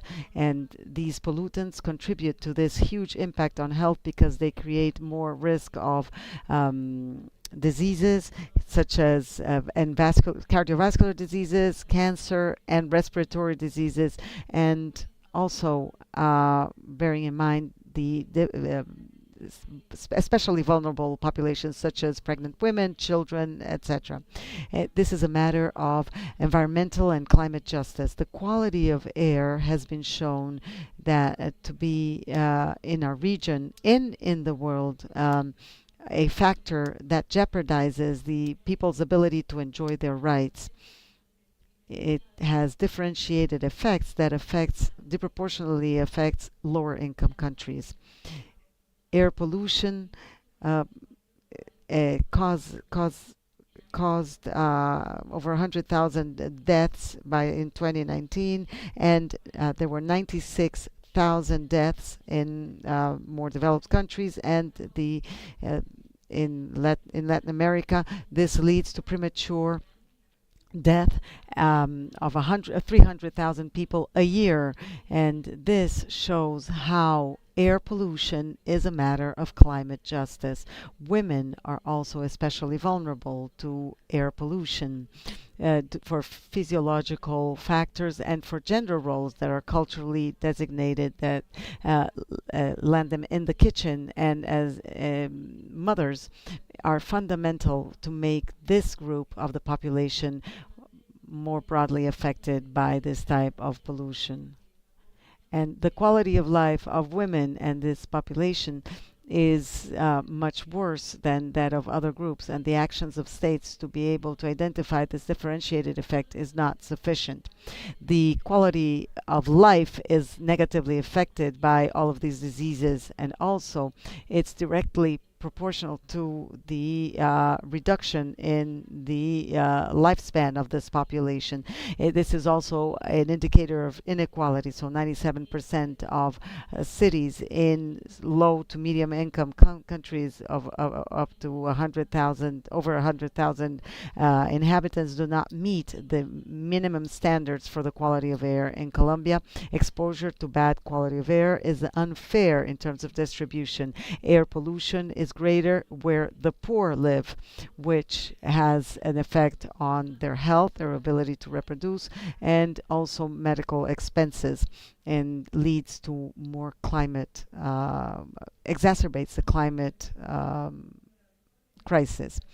Let us also say how forest fires, wildfires are also a risk for human health and produce serious impacts on the climate. The emissions caused by the burning of biomass in Latin America, which is ever more frequent, significantly increases the concentrations of particulate matter in the various subregions of the region, thus jeopardizing the population's health. A recent study estimated 12,000 premature deaths a year between 2014 and up to 201,000 just for exposure to wildfires in South America only. And pollution caused by wildfires led to the 2 deaths per 100,000 inhabitants. This also leads to pollution that transcends borders and causes over 400 micrograms per cubic meter of particulate matter, which is 30 times above recommended levels by the WHO for 24 hours, as is the case of Manaus, a city in Brazil that has suffered the impact of wildfires in the Amazon. That's what was gauged for this case. But there are other cases where we don't know the numbers, as is the case of Venezuela, where wildfires are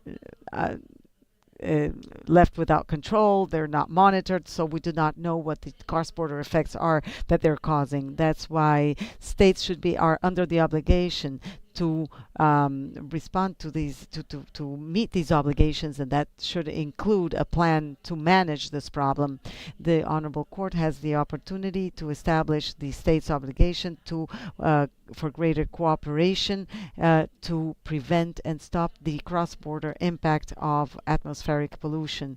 And this control must be done in a coordinated manner with climate action. Some people think that air pollution has nothing to do with the climate crisis, but we have seen in several rulings and cases that there is a clear tie, a clear relationship.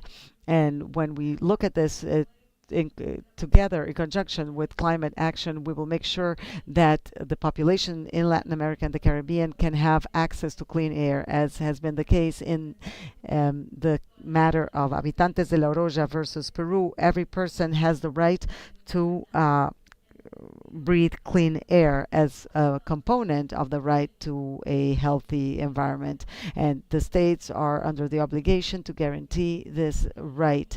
And that's why we request that you order states to monitor, measure, and report information about the conditions, the quality of air, and for different types of pollutants. This monitoring systems must monitor and publish data in real time. Oftentimes this is published a year later, which is too late to make decisions.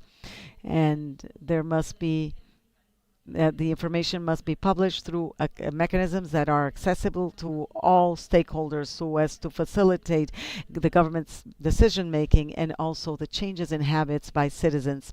And secondly, to have an inventory of short-lived climate pollutants and follow up to the measures in the action plans, climate action plans of the countries and their NDCs, in order to guarantee compliance with international obligations, duties, and also have stricter, more stringent air quality standard, thus limiting the presence of short-lived climate pollutants, starting with the waste sector, transportation sector, and others. And this should be there should be a roadmap for the national at the national and local and regional level for that. There should be actions taken to improve the quality of life in integration with climate action plans, decarbonization plans, and land management, and all under the Paris Agreement. These roadmaps must define when, what, how, with what resources, and which goals for mitigation and adaptation should be established to oversee and monitor more rigorously the activities carried out by individuals, companies, households, and institutions with a gender approach and one of gender equality. Whenever an authority is going to intervene in a household or a company, they don't have that in place.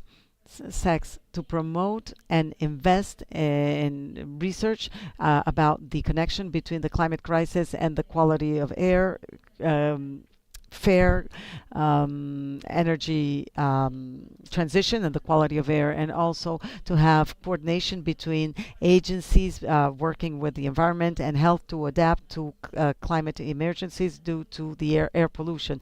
There's a need for more medical professionals, more hospital beds, and also a monitoring system about patients and recidivism, and also that there be projects and activities and there be a budget for climate and environmental education linked to the quality of life, the climate, and health. Finally, Honorable Court, many states say that they cannot meet the measures established by the WHO, and there's sometimes a lack of political will to do so, and they have been paralyzed, and they forget that the effects of air pollution cannot be postponed. They're here and they're in the territories. Thank you.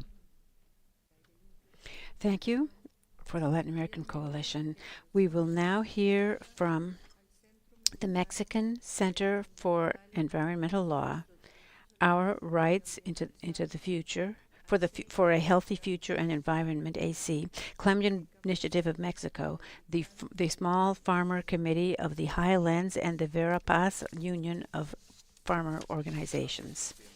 Thank you, Madam President. First of all, I would like to thank the Inter-American Court of Human Rights, the Executive Secretary, and the Registrar for all the work they did to process the high number of submissions made and making it possible for us to be here as organizations, collectives, and individuals, and in general, all of us who are crying out for climate justice and need a forum where we can be heard. Even beyond the final outcome of this process, it has already been useful for us to be able to raise our voices and call for urgent action.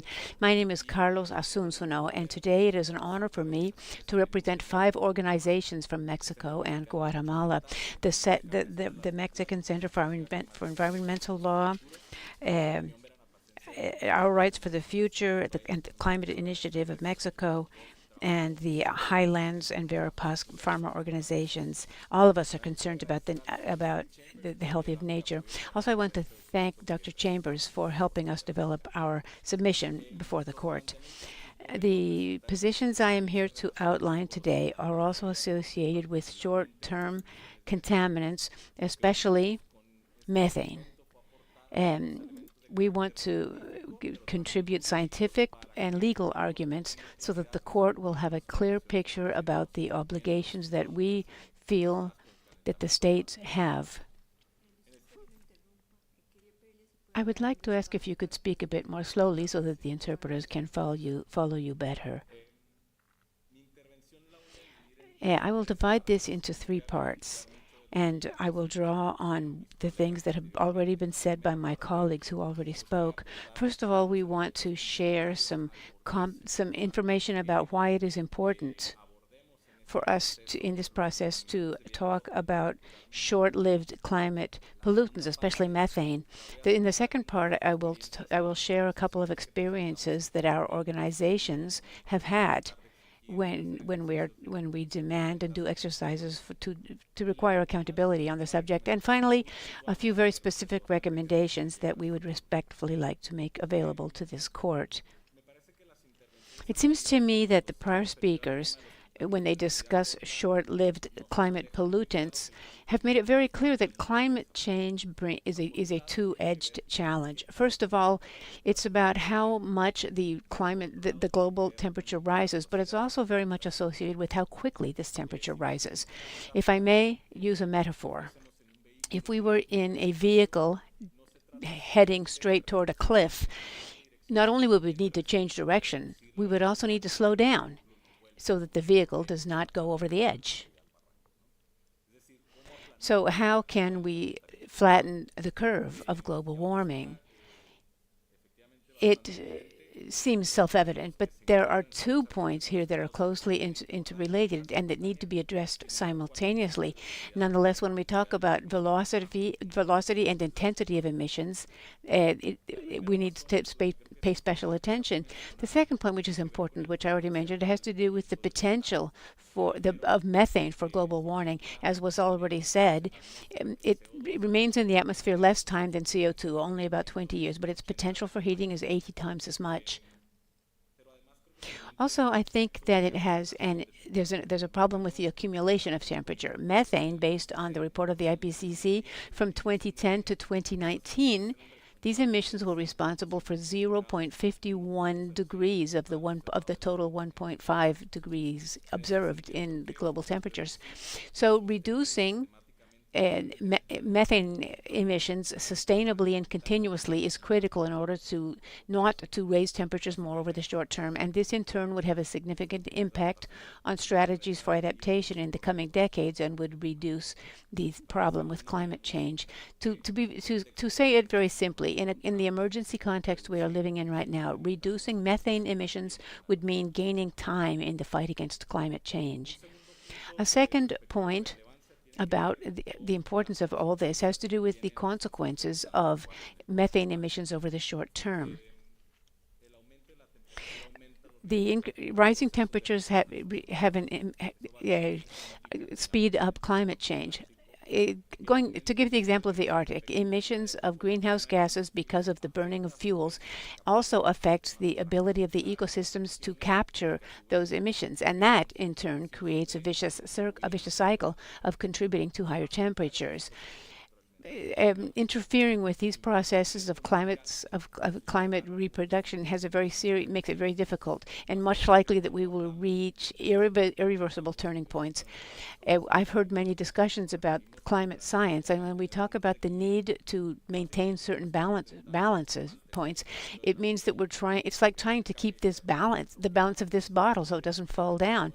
What methane does is that it pushes the bottle and spills the water, and that brings about irreversible effects because you can't stand it up again and it won't be full. There's a very important figure from the IPCC studies. From 2008 to 2022, we went from 90 potential points that need to be overcome to 16 turning points. 2 of these can be overcome with lower temperatures than we expected earlier. So the most important contributions of the 6th report of the IPCC is that moving from a high-risk situation to a very high-risk situation is directly associated with short-term climate change and short-term climate pollutants. This is why it's so important to think about the speed, the velocity, not only the speed of rising temperatures, but also the speed of mechanisms adopted to mitigate. This is critical if we are to reduce and prevent extreme phenomena, which could have devastating effects on people and ecosystems. The 4th reason, which was already mentioned, is that there are methodologies and technologies available to mitigate methane emissions in the short term. And not only are they affordable, they are also profitable. So the question is why? Even though there is a broad scientific consensus about the importance of reducing methane emissions, and having technologies to do so, and knowing that the states have signed commitments for reduction, such as the Global Methane Pledge, which calls for a 30% reduction in emissions by 2030. Why, in view of all this, do we still see rising temperatures, and why are governments still failing to abide by their commitments? 2 cases I would like to describe, which help which organizations such as ours come up against when we try to demand an accounting. In the case of Mexico, some of the challenges we are facing, or the main challenge that we are currently facing, we as community organizations, when we try to do exercises for reducing methane, have to do with access to public environmental information. If the information is not transparent, if we can't get at it, then we will never know what's being done in order to meet international commitments for climate change. These challenges include, 1, involving who produces the information, and the discrepancy between the reports of national reports on GHG emissions and those developed by specialists and scientists based on satellite data. Mexico is underreporting 50% of its emissions due to the gas and oil industry. The second is the inability of the hydrocarbon industry to fit into categories, their ability to deny releasing any information about methane emissions. The third challenge has to do with avenues for gaining access to public information. Information should be available through simple, effective mechanisms for access to information, but instead we have to do it by litigation, because we are continuously denied access to information by responsible authorities, and we have to go to the courts in a setting where we do not have time for that. And fourth, environmental information is not being handled as a public good. In the case of Guatemala, there are a number of other factors that worsen the vulnerability of indigenous populations. First of all, Guatemala is a country that is one of the most vulnerable countries in the world to the negative effects of climate change, especially floods and hurricanes, which has a disproportional impact on indigenous communities. And at the same time, the imposition of extractive industries for producing energy are having an outsized impact on ancestral communities and their lands, and worsening climate change. To close, I still have 1 minute, I believe. I would simply like to offer some specific recommendations. I can go into more depth on them when it's time for the questions and answers. The first has to do with precautionary principles and for intergenerational equity, which are included in legal and in international environmental law. The precautionary principle of the climate emergency means taking all measures and actions available to reduce the emission of greenhouse gases in order to prevent and minimize damages caused by rising temperatures. If we take seriously the risks of global warming over the short term, then we will need, and if we truly want to avoid reaching the tipping points, then the states must take speedy, effective action in order to reduce their emissions as a fundamental step toward reducing the likelihood of extreme events. The second area of recommendation is that the states must grant access to public information on the environment, especially having to do with short-lived contaminants. Access to public environmental information in a context of climate emergency must include the highest possible standards of protection, as we also see on public information concerning serious human rights violations and corruption cases. In my view, this would entail setting criteria to prevent the possibility of denying access to information, especially when it involves measures for reducing methane emissions. Finally, the states need to guarantee the right of indigenous communities to their right to collective ownership of the land, a precondition which is essential in order to guarantee survival and ensure that the communities are better able to adapt to the negative consequences of climate change. To close, I would simply like once again to thank and recognize the communities that are standing tall to resist the impact of climate change. Doña Aguilar from Oaxaca at the Mixtec community said that our hope lies in a better future. Thank you. Thank you. I now give the floor to the Health and Human Rights Initiative of the O'Neill Institute for National and Global Health Law at the Georgetown University Law Center. Good afternoon, Madam President, judges of the Honorable Inter-American Court of Human Rights, ladies and gentlemen. I am Isabel Barbosa, and I am Associate Director of the Health and Human Rights Initiative of the O'Neill Institute at Georgetown University. Representing the Institute, I wish to thank you for the opportunity of bringing the most important points of our written submissions. Honorable Court, scientific consensus on the current planetary crisis, marked by climate change, pollution, and a loss of biodiversity, is clear and emphatic.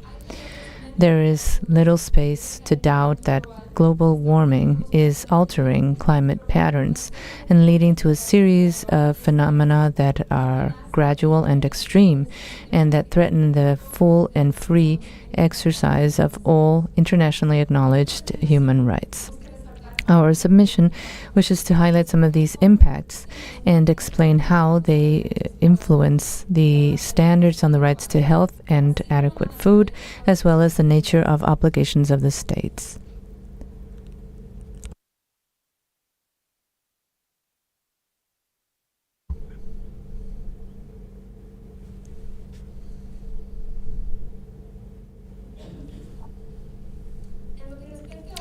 As for health, scientific literature has illustrated some of the multiple causal linkages between climate change and health. On the one hand, it is expected for meteorological phenomena linked to climate change to contribute to an increase of a wide variety of infectious or transmissible diseases as it influences key epidemiological risks such as exposure to vectors and food security and hygiene. Although the evidence is still developing, we have seen that climate change also affects the incidence and prevalence of non-transmissible diseases. This is because gradual and extreme meteorological phenomena can alter the environmental risk factors, such as exposure to carcinogens, and conductual factors, such as a reduced physical activity, dehydration, and limited access to safe food. The World Health Organization has also alerted to how climate change makes mental health risks even more serious, which can lead to worsening a situation of people living with mental health issues and new developments that happen. These risks can be direct, especially after extreme events, or indirect when related with phenomena such as migration or a lack of access to food as a result of the climate emergency. The available evidence also highlights that certain groups effectively have higher levels of vulnerability and exposure to these dangers to health, both for their biological conditions and social conditions. All these effects have been well documented, and they have great repercussions to the standard of the content of the right to health. Our written submission offers an analysis of these impacts through 4 essential interrelated elements of this right. To cite some examples, climate phenomena and their consequences can affect availability of facilities, goods, and services related to healthcare, leading to scarce supply and excess demand. There can be damage to health infrastructure that can even be inoperable. On the other hand, there's greater need of healthcare for people. By overloading the healthcare systems, we can affect affordability of care and the physical accessibility of healthcare and establishments. Because of the disproportionate impacts of climate change, the element of accessibility with no discrimination is also particularly threatened. As to acceptability, climate change can also endanger the availability of food and medicine, traditional food and medicine, that are indispensable to ensure cultural belonging of health, goods, and services. Lastly, damage to infrastructure, pollution of water sources, and the overburdening of healthcare workers can lead to worsening of the quality of many of these goods and services. The gradual phenomena as well as extreme events both have great consequences for agricultural and livestock systems, critical to ensure a possibility of physical, social, and economic access to safe and nutritious food. It has been documented that climate change and its consequences have seriously threaten the production of food, which can also lead to the substitution of traditional crops. In these contexts, we've seen an increase of ultra-processed foods. As with health, the impacts are greatly felt and most felt by populations living in vulnerability. The effects of climate change can also be translated into clear adverse impacts on the content of a right to adequate nutrition. If we're talking about availability, the reduced offer or supply of food because of natural climate events compromises a number of safe and nutritious food available, the possibility for people to get their food from the land, and the good functioning of distribution and processing systems. These changes, in turn, compromise physical accessibility and affordability of food for all the population, with a disproportionate impact according to purchasing power. The substitution of crops and an increase in ultra-processed products can lead people to adopt diets that are not appropriate to mitigate and relieve malnutrition, going against the concept of an adequate nutrition. And lastly, the climate emergency in itself is a threat to the sustainability of this right, linked to availability and affordability of food in the long term. Given the evidence of the dangers of climate change to health, food, and other human rights, this honorable court has now the opportunity of the unique opportunity of establishing clear guidelines on what the American Convention and other treaties in the system demand from states.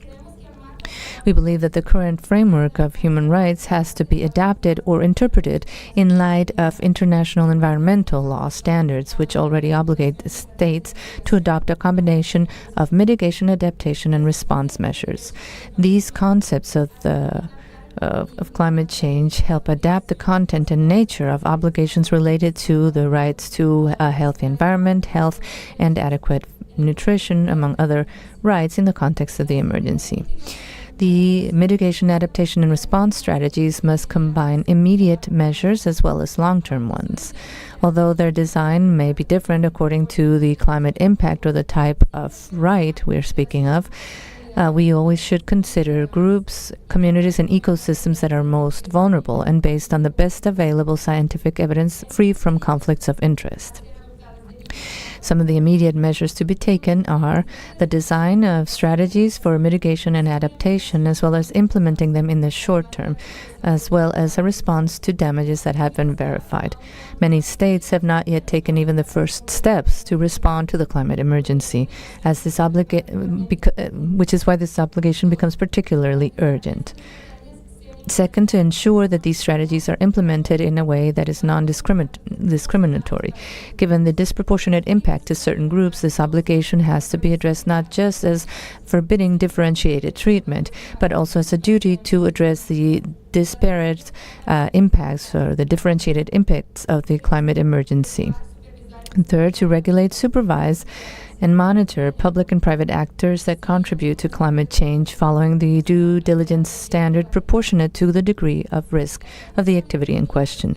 This role should be geared at requiring mitigation, adaptation, and response measures from private actors. 4, ensuring that any of these strategies ensures the satisfaction or compliance of essential levels of economic, social, and cultural rights, and the court should establish minimums in this context. As for longer-term measures, we should say that the court should consider progressive measures, and these should be under a stricter standard, considering how much they have progressed given the nature of the emergency. And we would like to highlight the non-regressiveness, the duty of non-regressiveness in terms of these measures and as a result of public policy. The court should consider that the threat of climate change is continuous, fast-acting, and particularly severe. Inaction means constant and daily setbacks to the enjoyment of these rights that are in danger. Thank you.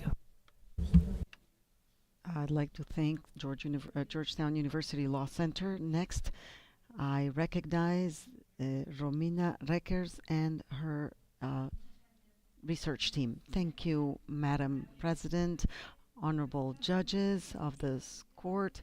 I would like to refer to our written submission about the obligations of the state to adapt to climate change, to guarantee the human right to health. This report includes the progress in our research that is funded by the Austrian Science Fund and by GLIDE, and this was done in the Fundación Ética Climática y Desarrollo in Argentina, with a team made up of different scientists from different countries in South America. So here is our team, our research team. During this presentation, I will focus on one point out of our report, the obligation of states stemming from the principle of non-regression in the climate emergency. I will argue that the climate emergency means that there is a lack of adaptation policies and that this violates the principle of non-regression in the right to health. The 6th report of the IPCC identifies 11 categories of climate-sensitive diseases and impacts on health through direct trajectories such as heat waves, or indirectly through vector-transmitted diseases such as mosquitoes. In the Americas, we already face significant impacts of climate on health, but the policies linking health to climate change are very few. The preamble to the Paris Agreement affirms that the parties should respect respect, promote, and take into account their respective obligations relating to human rights, and more specifically the human right to health. The need and urgency for the existence of health public policy has meant that during the last COP of the UNFCCC, several countries signed a declaration committing to integrating these policies, health and climate. And there was a recognition of the right to a healthy environment in a resolution, and the same was done by the UNGA in 2022 through a resolution as well. Along the same lines, the European Court of Human Rights concluded that the Swiss Confederation breached its positive obligations on climate change in a case where a group of elderly women said that the heat waves affected their daily routine and their health. In order to protect the human right to health, states are under the obligation to reduce the impacts of climate change on health by mitigating the emissions of GHG and other gases.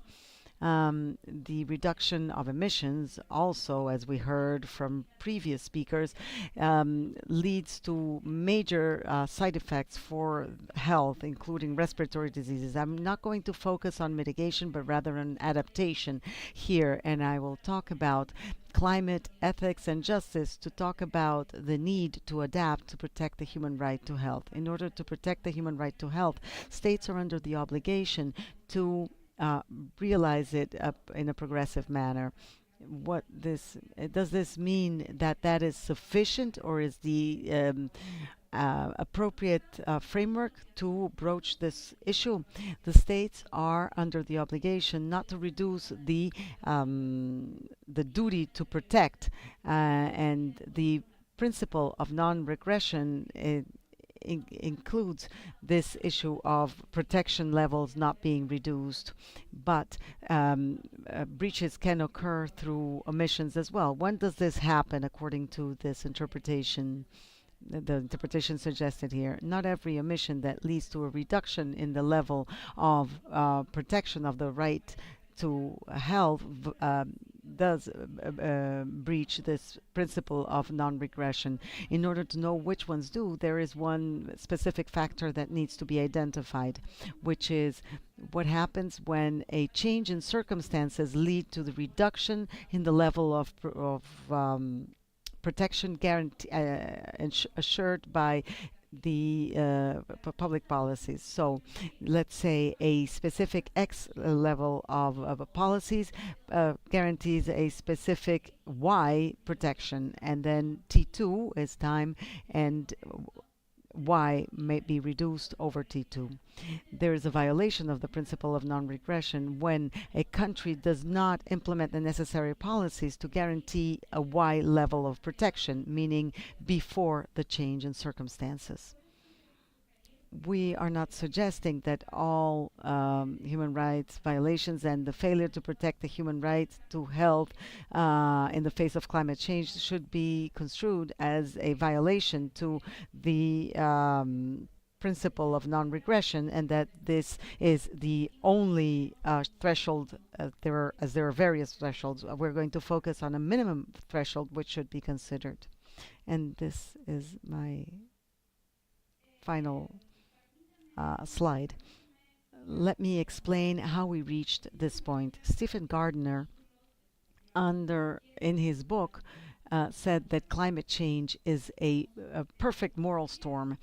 As was suggested by previous speakers, the climate emergency also implies a perfect legal storm, but a legal storm where we should not do away with democratic institutions and practices and the rule of law, but rather find out how to rely on our resources, institutional, political, and legal, to face this crisis.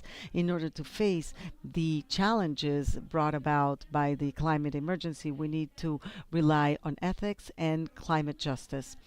Our argument is based on the thesis of overcoming obstacles, where circumstances may change and may turn a scenario that is fair at a time which is T1 in one that is unfair at a time which is T2, according to the philosopher Jeremy Walton, or vice versa, according to Trucona. What are the circumstances that lead to the guaranteeing the principle of non-regression in a situation involving adaptation? The change in circumstances here is the climate emergency. Climate change and the emergency have been empirically and scientifically proven as phenomena. But when did this climate emergency begin? When did it start reducing the level of protection to the human right to health? The weight of this response, the answers to these questions is limited because we need to bear in mind the knowledge and acknowledgement of the emergency, which was done by the signing and ratifying the Paris Accord, and also by the resolutions of the Commission that were mentioned before. So what violates the principle of non-regression? What is the threshold? We suggest it is the degree of protection before the emergency came about, before it was known of and recognized by the states. We must consider that the climate emergency and the resolution of this court will not just cover current policies, but also future policies. During the emergency, circumstances will change frequently and may reach a points of no return, limits to adaptation, and there are different points in time when there will be extreme climate events or times when healthcare systems may collapse. These difficulties may make it even more difficult to identify what the relevant threshold is, and that is why there should be resilient healthcare systems developed and built to face these circumstances. There's a need to adapt to guarantee the human right to health, and not doing so does breach the principle of non-regression. This should include the issue of justiciability of cases that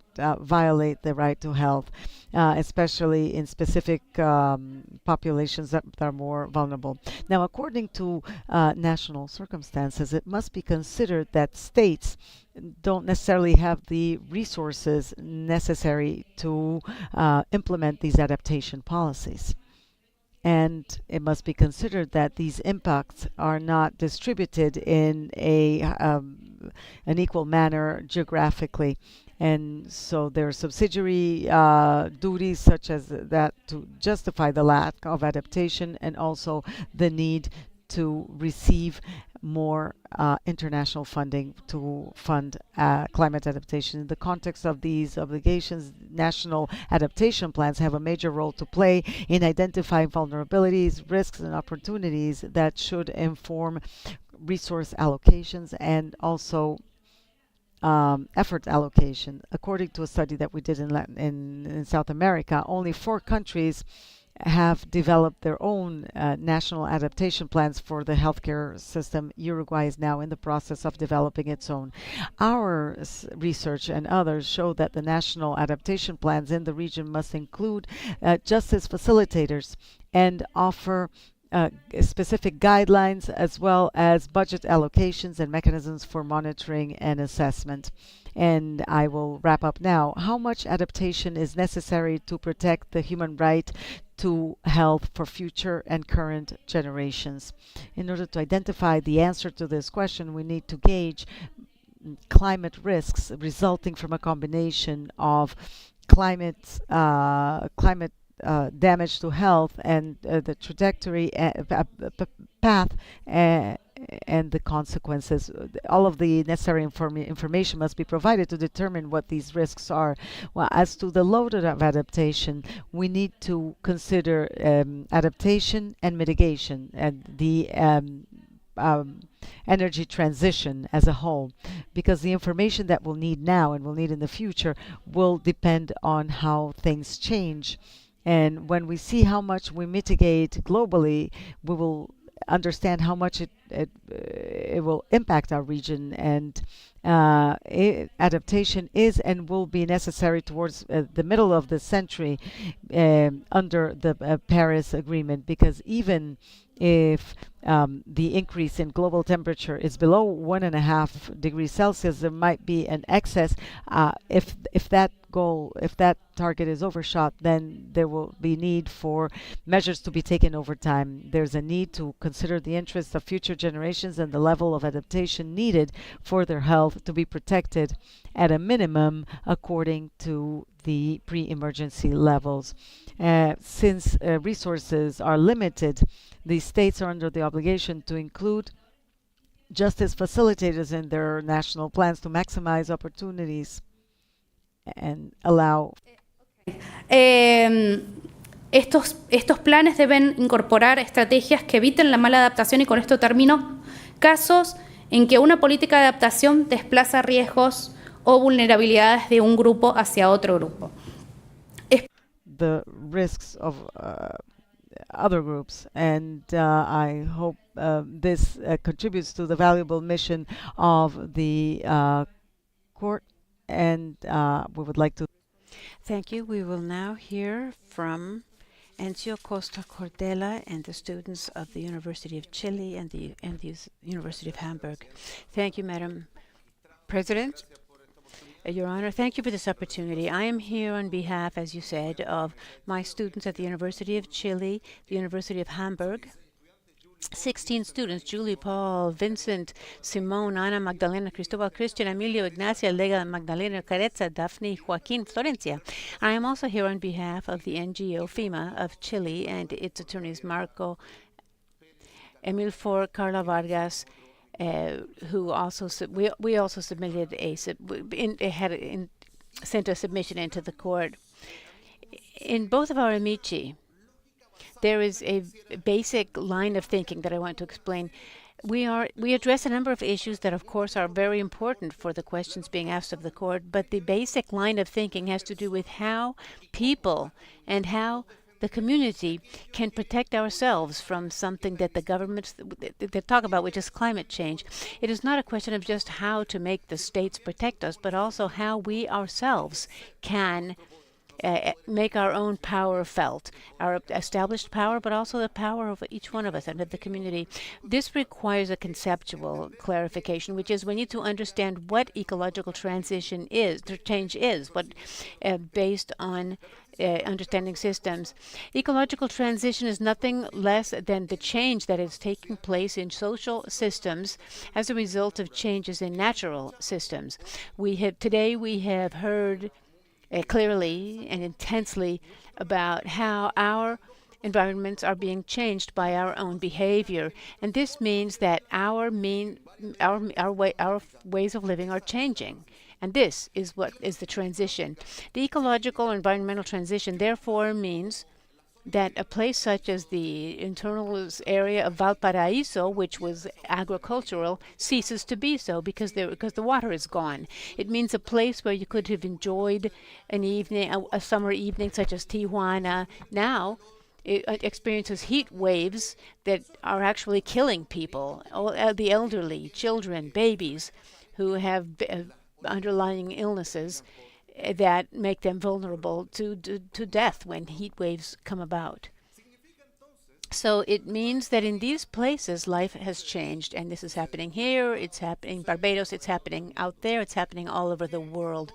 So how can we approach what's happening from the perspective of law? Our legal structures were built on an idea of stability. They were built on the concept of an environment that would provide us with reasonable stability, provide us with goods, with services, with certain ways of living. But this stability is gone. And if this stability is gone, how can we provide stability through social systems? Law seeks stability. Law wants our relations to be nonviolent. Law wants consequences to be foreseeable over time. Law wants legal certainty. Now we have a world that is changing in terms of the environment, and law needs to react. The risk, then, is not just for human rights considered individually, it is also for the institution of human rights, and it is for the institution of the rule of law. Is the rule of law able to stand up to the pressure, for example, of climate migrations that will happen over the next 25 years?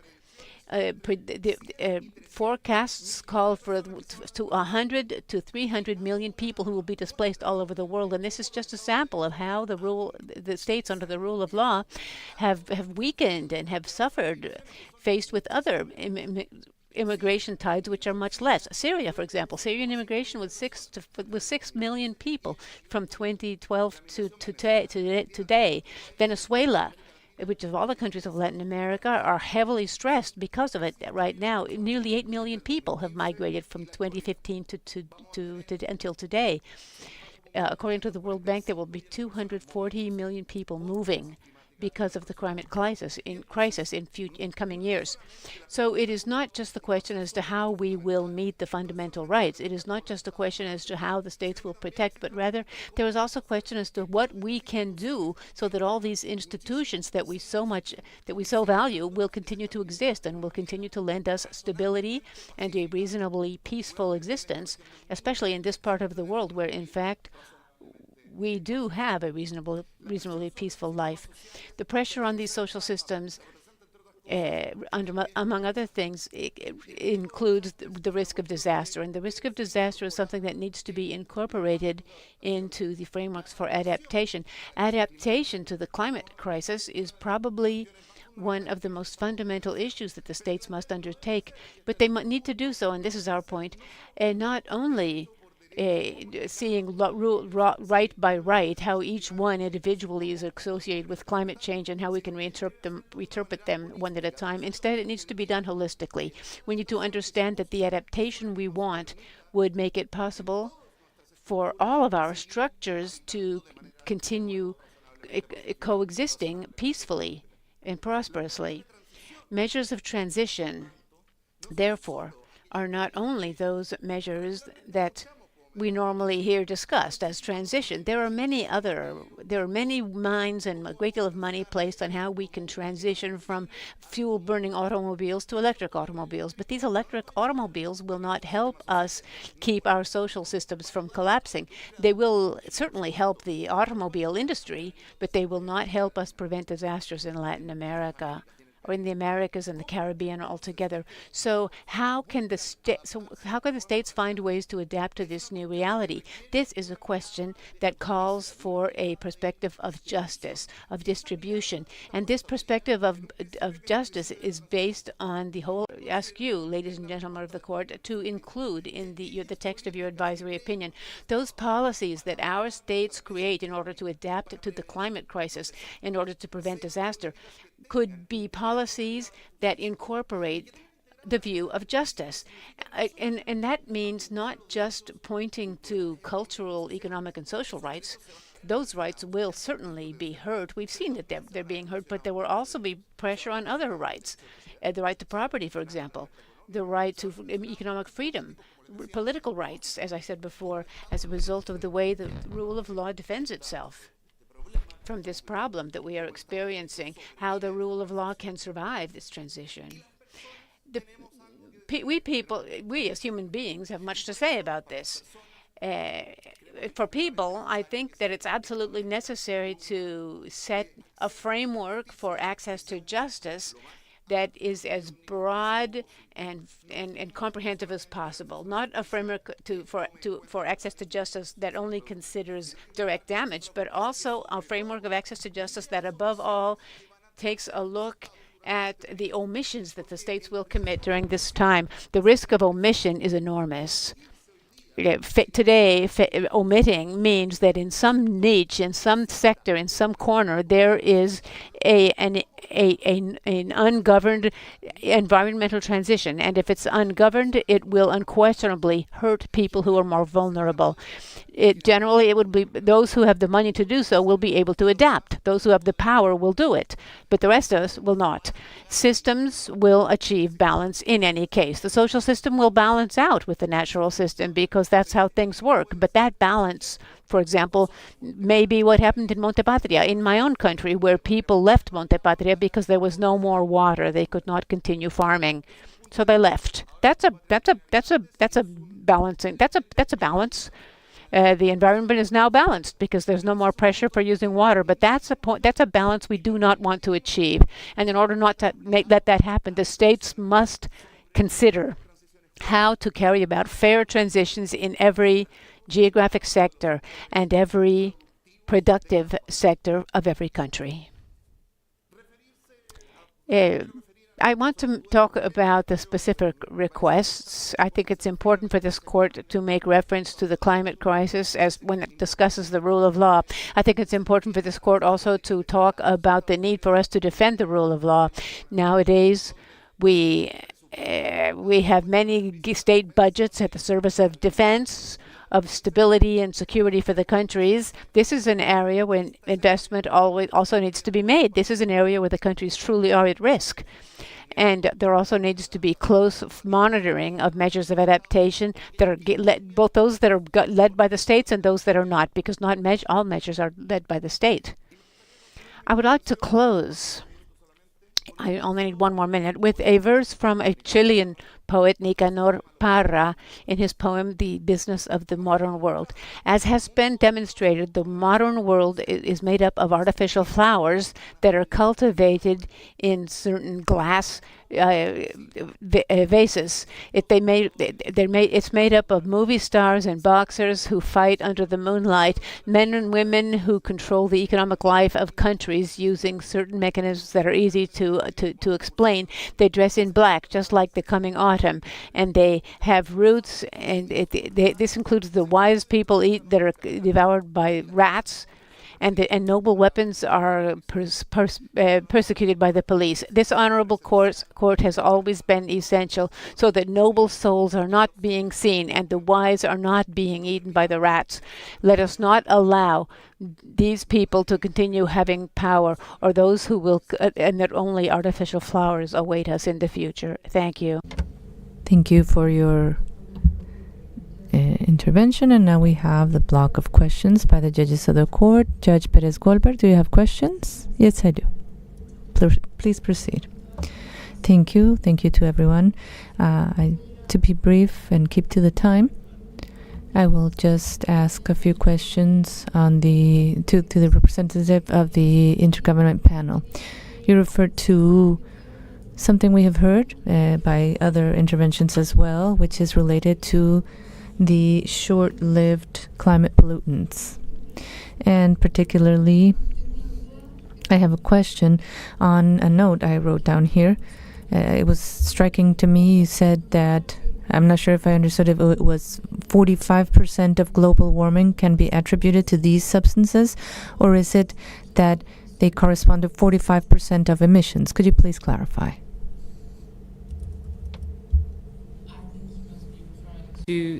Sorry. So yeah, I think the clarification you might need is the short-lived climate pollutants have already caused 45% of the current warming. And yes, might be misleading, as further on I said that a global 45% reduction of methane, which is only one of the short-lived climate pollutants, can avoid 0.3 degree of warming by 2050. I hope that clarifies that point, but recognize the two numbers might be confusing. Yes, thank you. Perfectly. Thank you. So in that same line, along those lines, because the incidence of these contaminants, of these pollutants has a strong relationship to global warming in the way that we have seen and heard from others and their submissions. I would like to, from a scientific perspective, for you to make the connection between these short-lived climate pollutants, or the presence of these pollutants, and transport overall. Because what you said in the beginning of your submission is that there is an urgent need to act quickly with the implementation of the recommendations. And considering that these recommendations are for the medium and long term, but others are near term. So from the point of view of the findings of the panel, it would be important to understand how the presence of these pollutants is related to transport overall. So the way transport is developed today, how much does it contribute to short-lived pollutants, and what are the most effective measures to reduce that? I am thinking particularly not just in the medium or long-term measures such as modifying the energy grids or the power grid, but more specifically measures such as implementing telework or remote work, other quick measures that could complement these more structural measures. I hope I was clear. And if you don't mind, I'll give you a quick answer and ask for the authorization for the scientific assessment panel to respond in writing with further details, because I can only relate to the black carbon emissions are, yes, related to the transport sector, but in being very specific in answering your question, if you don't mind, I'll request the authorization to answer in writing. No hay ningún problema. No problem, thank you. Any further questions? No, thank you. Gracias. Pregunto la juez. Thank you, Judge Veronica Gomez. Yes, Madam President. First of all, and briefly, Romina Reckers.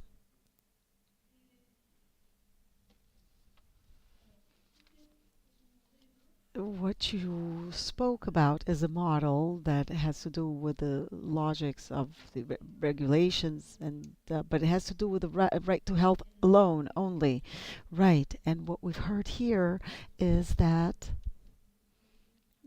throughout the day we heard of a consensus that there should be a holistic approach that what we need when it comes to this climate emergency. So why does your model, and briefly focus on that specific point only?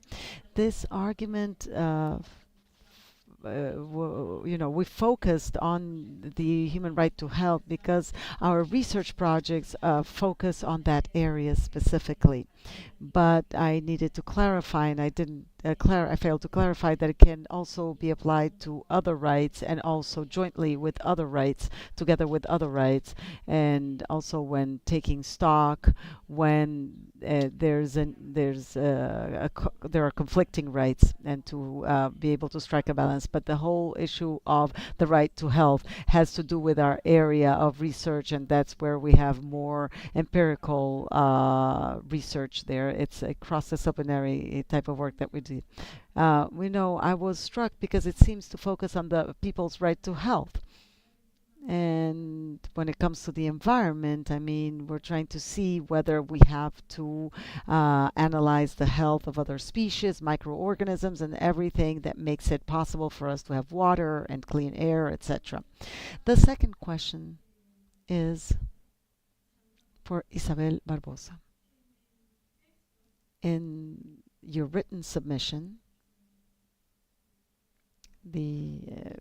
of the Law Center of the University of Georgetown, there's something that was touched upon just briefly, which is third parties, non-state actors. And we haven't talked much about that yet. So I felt that in your text, you were suggesting that there should be self-regulation, that there were two strategies, and it says businesses must have mechanisms to address climate-related human rights violations. And the other one is extra-fiscal policies to, in theory, dissuade. I mean, but in practice, what companies do is to just basically transfer the cost to pass them through to the products and not change their practices. So I wonder whether what is being suggested here is that, because it looks like a suggestion that there should be self-regulation. Thank you, Madam Judge, for that question and for this opportunity for clarification. What we are proposing is not self-regulation, and I think this is directly connected to a point that came up before, which is the duty to oversee and regulate the actions of private parties, especially when we think about economic, social, and cultural rights and environmental rights. The regulatory framework around these rights was developed under a specific notion of providing assistance, which has to do with the issue of regulating and regulation and oversight.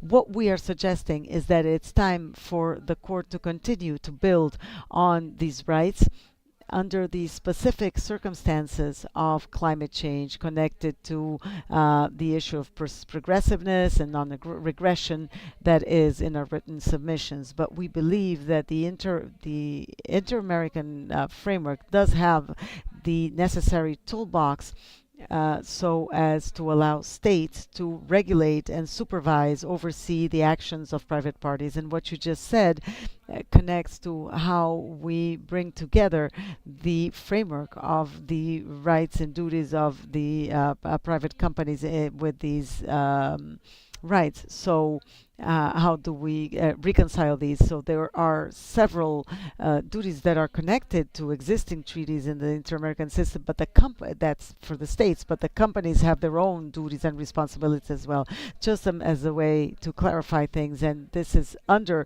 the guiding principles for the companies, but we believe that self-regulation is insufficient and that states are under the obligation to oversee and regulate, and that was necessary. Yes, and my final question, I promise, and this is for Mr. Sosolo and for the professor.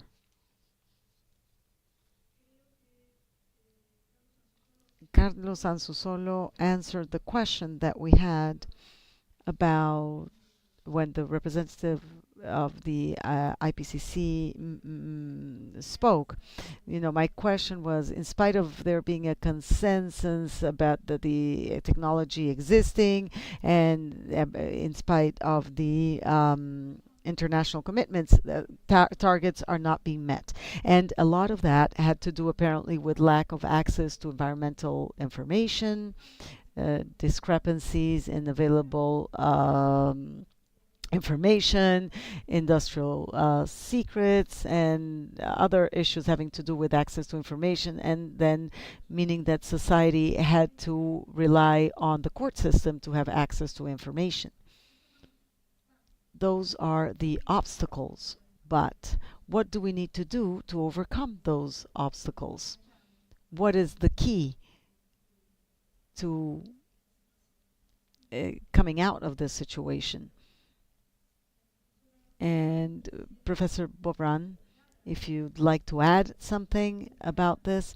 I mean, you were very clear in your statement when you said you referred to the short-lived climate pollutants and how technologies to reduce them affordable. Why we're not having access to those responses. So, si pueden venir ambos juntos con ese tema. That's for both of you. So, if you please. Thank you for that question, Madam Judge. And what we were saying, at least in terms of the right to access to public environmental information, has to do with the challenges and obstacles faced by organizations when we complain about the breach of these obligations when it comes to methane emissions. But as to the choices that we have and what could be done in order to make headway in complying with these international commitments, in my opinion, has to do with two things. First of all, there's no legal basis or sufficiently sound legal basis to enable us to demand that compliance with the Methane Global Pledge, for example, where many states that even belong to the Inter-American system have signed, so that we can demand compliance with that based on a sound legal basis. These are agreements that are signed during the COPs by the states and that they simply breach overtly. or take regressive decisions about them. Secondly, about the choices that we have. In our brief, we referred to a Guatemalan case referring to the rights of indigenous peoples and communities that I did not really elaborate on, but which I feel is very important when it comes to methane emissions mitigation. Many of the issues that we brought up today and that we heard from other speakers was the ties between indigenous communities and their land.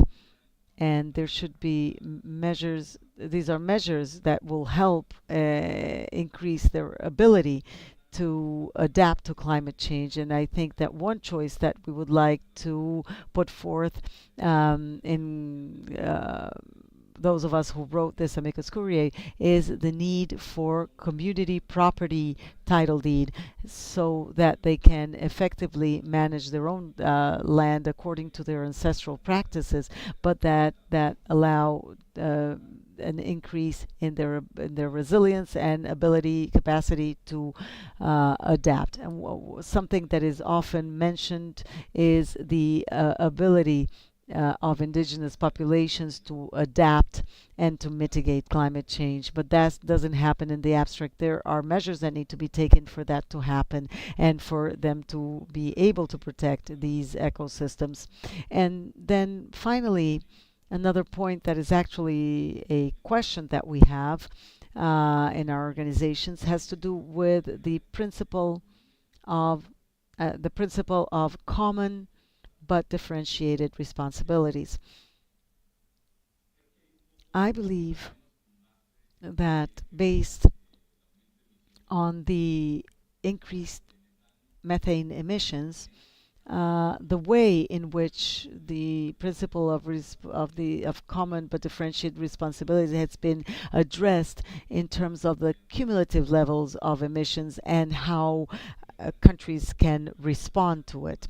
But I believe that there are other scenarios that should be mentioned having to do with short-lived climate pollutants, such as the predictability of them generating new emissions and the ability of countries to rein in those emissions now and in the future, and the fact that they may cause more damage because ecosystems lose the ability to adapt. And let me say something specific about measures that may be taken.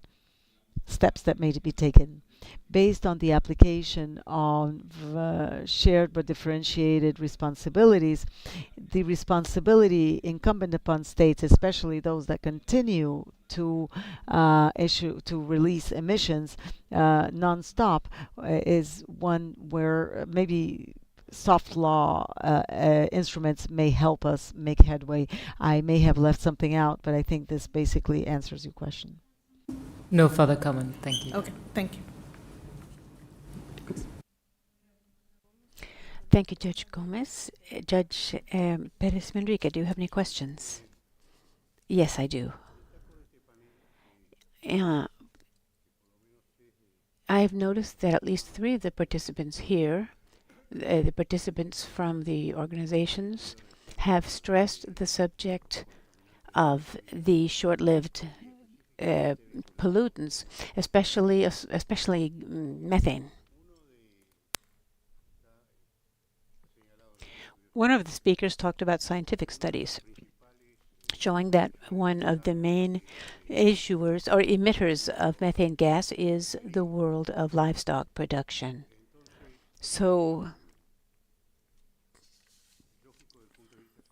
scientifically speaking, it would make sense to think that if we are faced with a contaminant, a short-lived contaminant, which has an enormous impact on the rising world temperatures, that it would appear to be an expeditious avenue toward bringing about results more swiftly. But what concerns me, and this is a specific question that I would address to those who raised the issue of methane, is this. Can we identify in the world large-scale beef producers, for example, all over the world, there is an enormous number of people who have subsistence herds that they depend on. So what is the principle of equity in this proposal? In fact, there is a person here who is representing an organization from Guatemala. And in Guatemala, the indigenous groups that are being affected, in many cases, have livestock. So what is the principle of equity that you can use as a basis in these cases for applying a policy for reducing methane emissions? Maybe it is not a general provision that we need, but rather go to the large-scale emitters and find alternatives for them. This is something that I personally am very concerned about. And I do not understand it, and I want a solution because it's a question of equity and of justice among the states. To recognize that there are many ways, even ways that can be applied to commercial production enterprises. An example, to develop livestock production to feed a small country, such as Barbados. Let's start right there. What is the impact that this has on the overall emission of methane? Maybe you could clarify this for me, or at least tell me what you think. I would appreciate it. I would like to take the floor, if I may. Thank you for that question, Your Honor. The amicus that was filed by our organizations included 3 specific cases, 2 of which have to do with your question. The case of Guatemala, which is not directly associated with livestock production, but with monoculture production, and the economic interests in place for increasing projects of this kind which produce climate displacement involving certain communities, driving them into precarious labor situations. The other is the relationship between agriculture and deforestation, and which produces methane, and the impact on indigenous communities and individuals. Here we have the case of Brazil, which is one of the most significant emitters of in the world, and the largest in Latin America. What we were thinking, at least in our submission, and the alternatives for applying this principle of equality vis-a-vis the responsibilities and practices and emissions. From our view, it would involve the alternative declaring new conservation areas which would where livestock could not be produced, at the same time recognizing the right to property for indigenous peoples and communities, which is an important public policy for them to be able to guarantee the management of their territory in ways that are in harmony with the climate.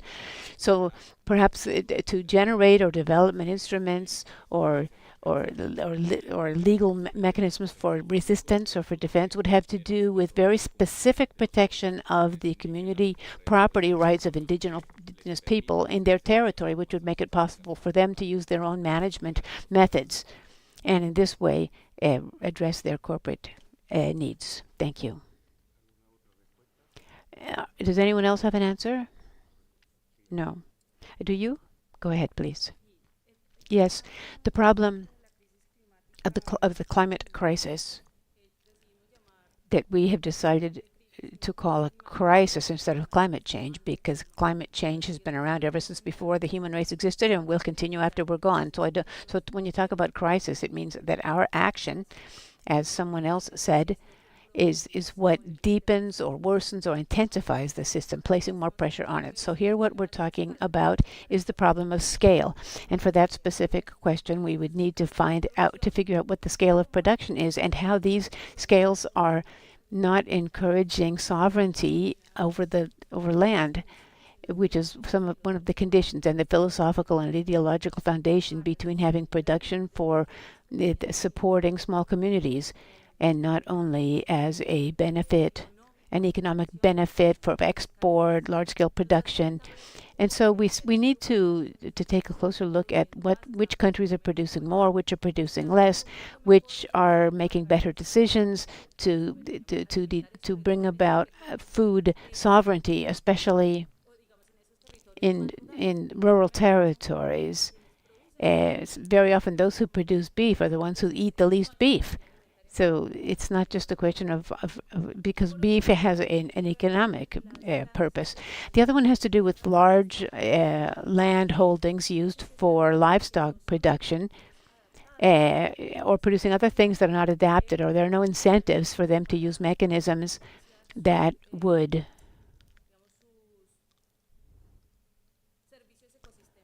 improve their ecosystem services. So these are enormous stretches of land held by only a few people, and we know that in the region this happens.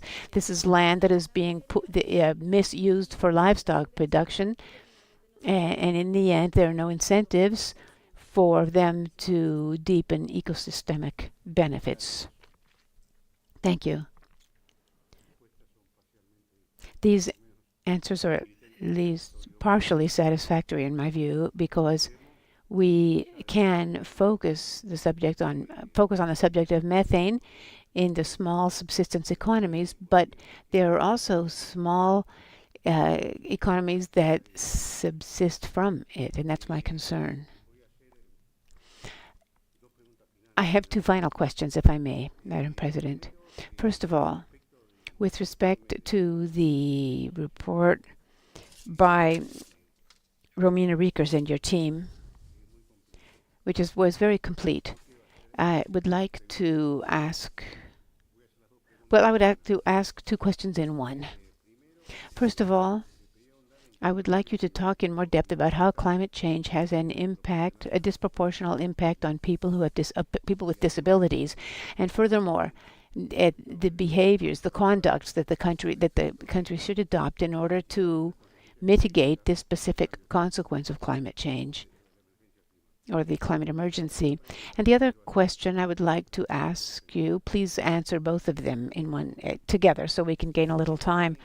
What, in your view, what should be included in a plan for adapting to climate change in order to make it effective and harmonious with international obligations? And furthermore, what information would be necessary as a basis for developing an effective plan? Thank you. Thank you for these questions, Your Honor.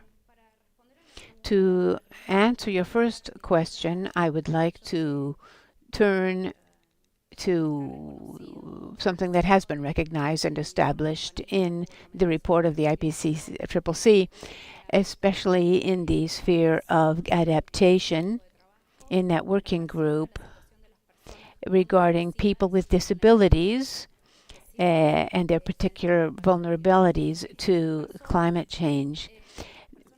These people in this situation are less able to adapt to climate change because of a number of limitations that very often have to do with the fact that they are unable to migrate as a strategy for adaptation, or they are unable to migrate under suitable conditions. They also have difficulty with gaining access to the healthcare system. These are impacts associated with certain types of exposure having to do with the places where people with disabilities tend to live, and what possibilities they have for adopting measures to respond to certain threats, such as, for example, the conditions that caused by habitats that tend to facilitate infectious diseases. So in the report of the IPCC, you can find a list of the imbalances, the asymmetries in terms of ability to adapt and the particular impact on people with disabilities. This is a subject that I think we need to consider and provide specific answers as to the decisions by the states for this group. With respect to the content of adaptation plans, in order to facilitate climate adaptation and also to to cushion some of the problems. That is to avoid having isolated adaptation strategies which can easily shift vulnerability from one group to another or from one generation to another. This we do not want. So I think the main thing, there are many guidelines about how these plans for adaptation should be developed, and there is also advisory assistance available in the framework of the United Nations and also the WHO for developing these adaptation plans. There are also justice facilitators that are very important. If I may, I would like to list them. First of all, justice of recognition. That is, recognize who are the significant players that need to be included in the plan of adaptation. And those who are affected, those who are more affected, need to be part of the planning process. Then procedural justice. Here I would say that in addition to guaranteeing participation by different sectors and especially vulnerable groups, participation also needs to be done with systemic justice. What I mean by this is that in our studies we have found that very often vulnerable groups take part in these processes, but in the plans you can identify how these inputs or these viewpoints have an impact on the final outcome or the direction of the outcome, and this is what we call systemic ecosystem washing. That is to say, you use all the right words, but there's no real impact on final policies for adaptation. And we think that states are under obligation to say this input by this organization was adopted or was not adopted for this reason or for that reason in the plan. That is to say so explicitly. Then we have questions of distributive justice, how to allocate the benefits of adaptation, especially targeting the more vulnerable groups. Matters of intergenerational justice, which I mentioned in my submission, in order to facilitate to avoid transmitting vulnerabilities from one generation to the next. And as my colleague said, we have transitional justice, which involves the principles and procedures for settling conflicts that arise because of climate problems or because of climate policies. The example, the issue that we mentioned in the last question, the conflict between those who have expectations of continuing with certain life plans associated with the way of living, of producing, of consuming, versus the need to change. So thematic policy can also be can bring conflicts, new conflicts, and for this you need transitional justice. And I think all of these things should be part of adaptation plans. Thank you very much for your reply. I have no more questions. Thank you, Judge Perez Manrique. Judge Ferrer MacGregor, do you have any questions? Yes. To Isabel Barbosa from Judicial University. I have a question on when you refer to the impacts of climate change on public healthcare systems in terms of their infrastructure. How can you determine this quantitatively? Thank you for the question, Your Honor. As to how to determine this or measure it, it's important to have stronger dialogue with the institutions that are working on the matter from environmental law and look at the specific metrics. But there's also many developments within the WHO that goes more into detail as to the essential elements of a right to health. As we mentioned in the intervention, acceptability, affordability, and quality. And then it's something that should be assessed contextually. Establishing a metric that could apply to all might be counterproductive at this point. So the answer is that it should be contextual, but within the framework established and developed by the court and its several elements, informed also by developments by the WHO and other authorities in health, detailing how the structure in the healthcare system and the components in detail when we talk about infrastructure, what we're referring to, medication, etc. Thank you very much. and to the representative of the scientific panel from the Clean Air Coalition. There are methodologies, standardized and established consensus methodologies as to the calculation of emissions by states and companies. Is this used to determine the NDCs, the nationally determined contributions?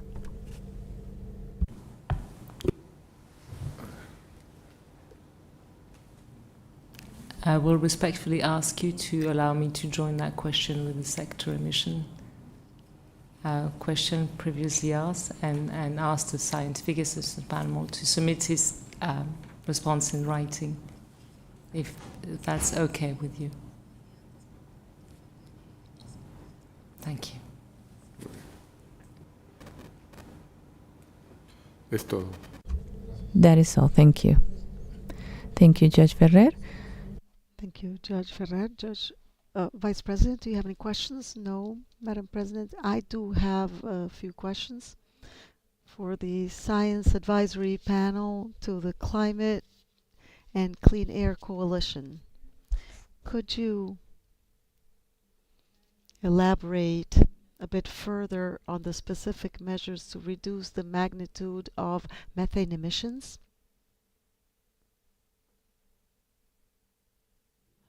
The ripest mitigation measures are in the oil and gas sector and relate to fixing the leaks of the pipeline and the infrastructure in general, compressors. So that's that type of measures that we refer to when they say they are low and negative technologies, cost technologies, because the return on investment is pretty good for the oil and gas companies. As for the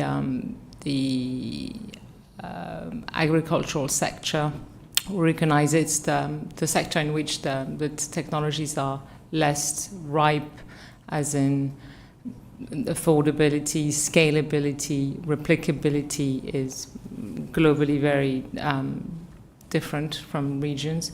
There are a number of technologies such as manure treatment of cow dejections, as well as feed additives that are allowing less methane rejection from the cattle, and other type of additives are coming in different regions. And so the last sector is landfills and better treatments of facilities and wastewater treatment. So there's generally speaking, a wide range of technologies available to abate methane emissions mostly in the oil and gas sector, as I said, then in the wastewater treatment and landfill facilities, and in the agricultural, again, those sort of technologies are less replicable at the moment. Thank you. Thank you. I have no further questions. So before we close, I'd like to thank the participating states and all of the participants for their valuable inputs for this court today. This hearing will resume tomorrow, April 24th at 9 a.m. Thank you. This session is adjourned. Good evening. Please rise. The court will now exit.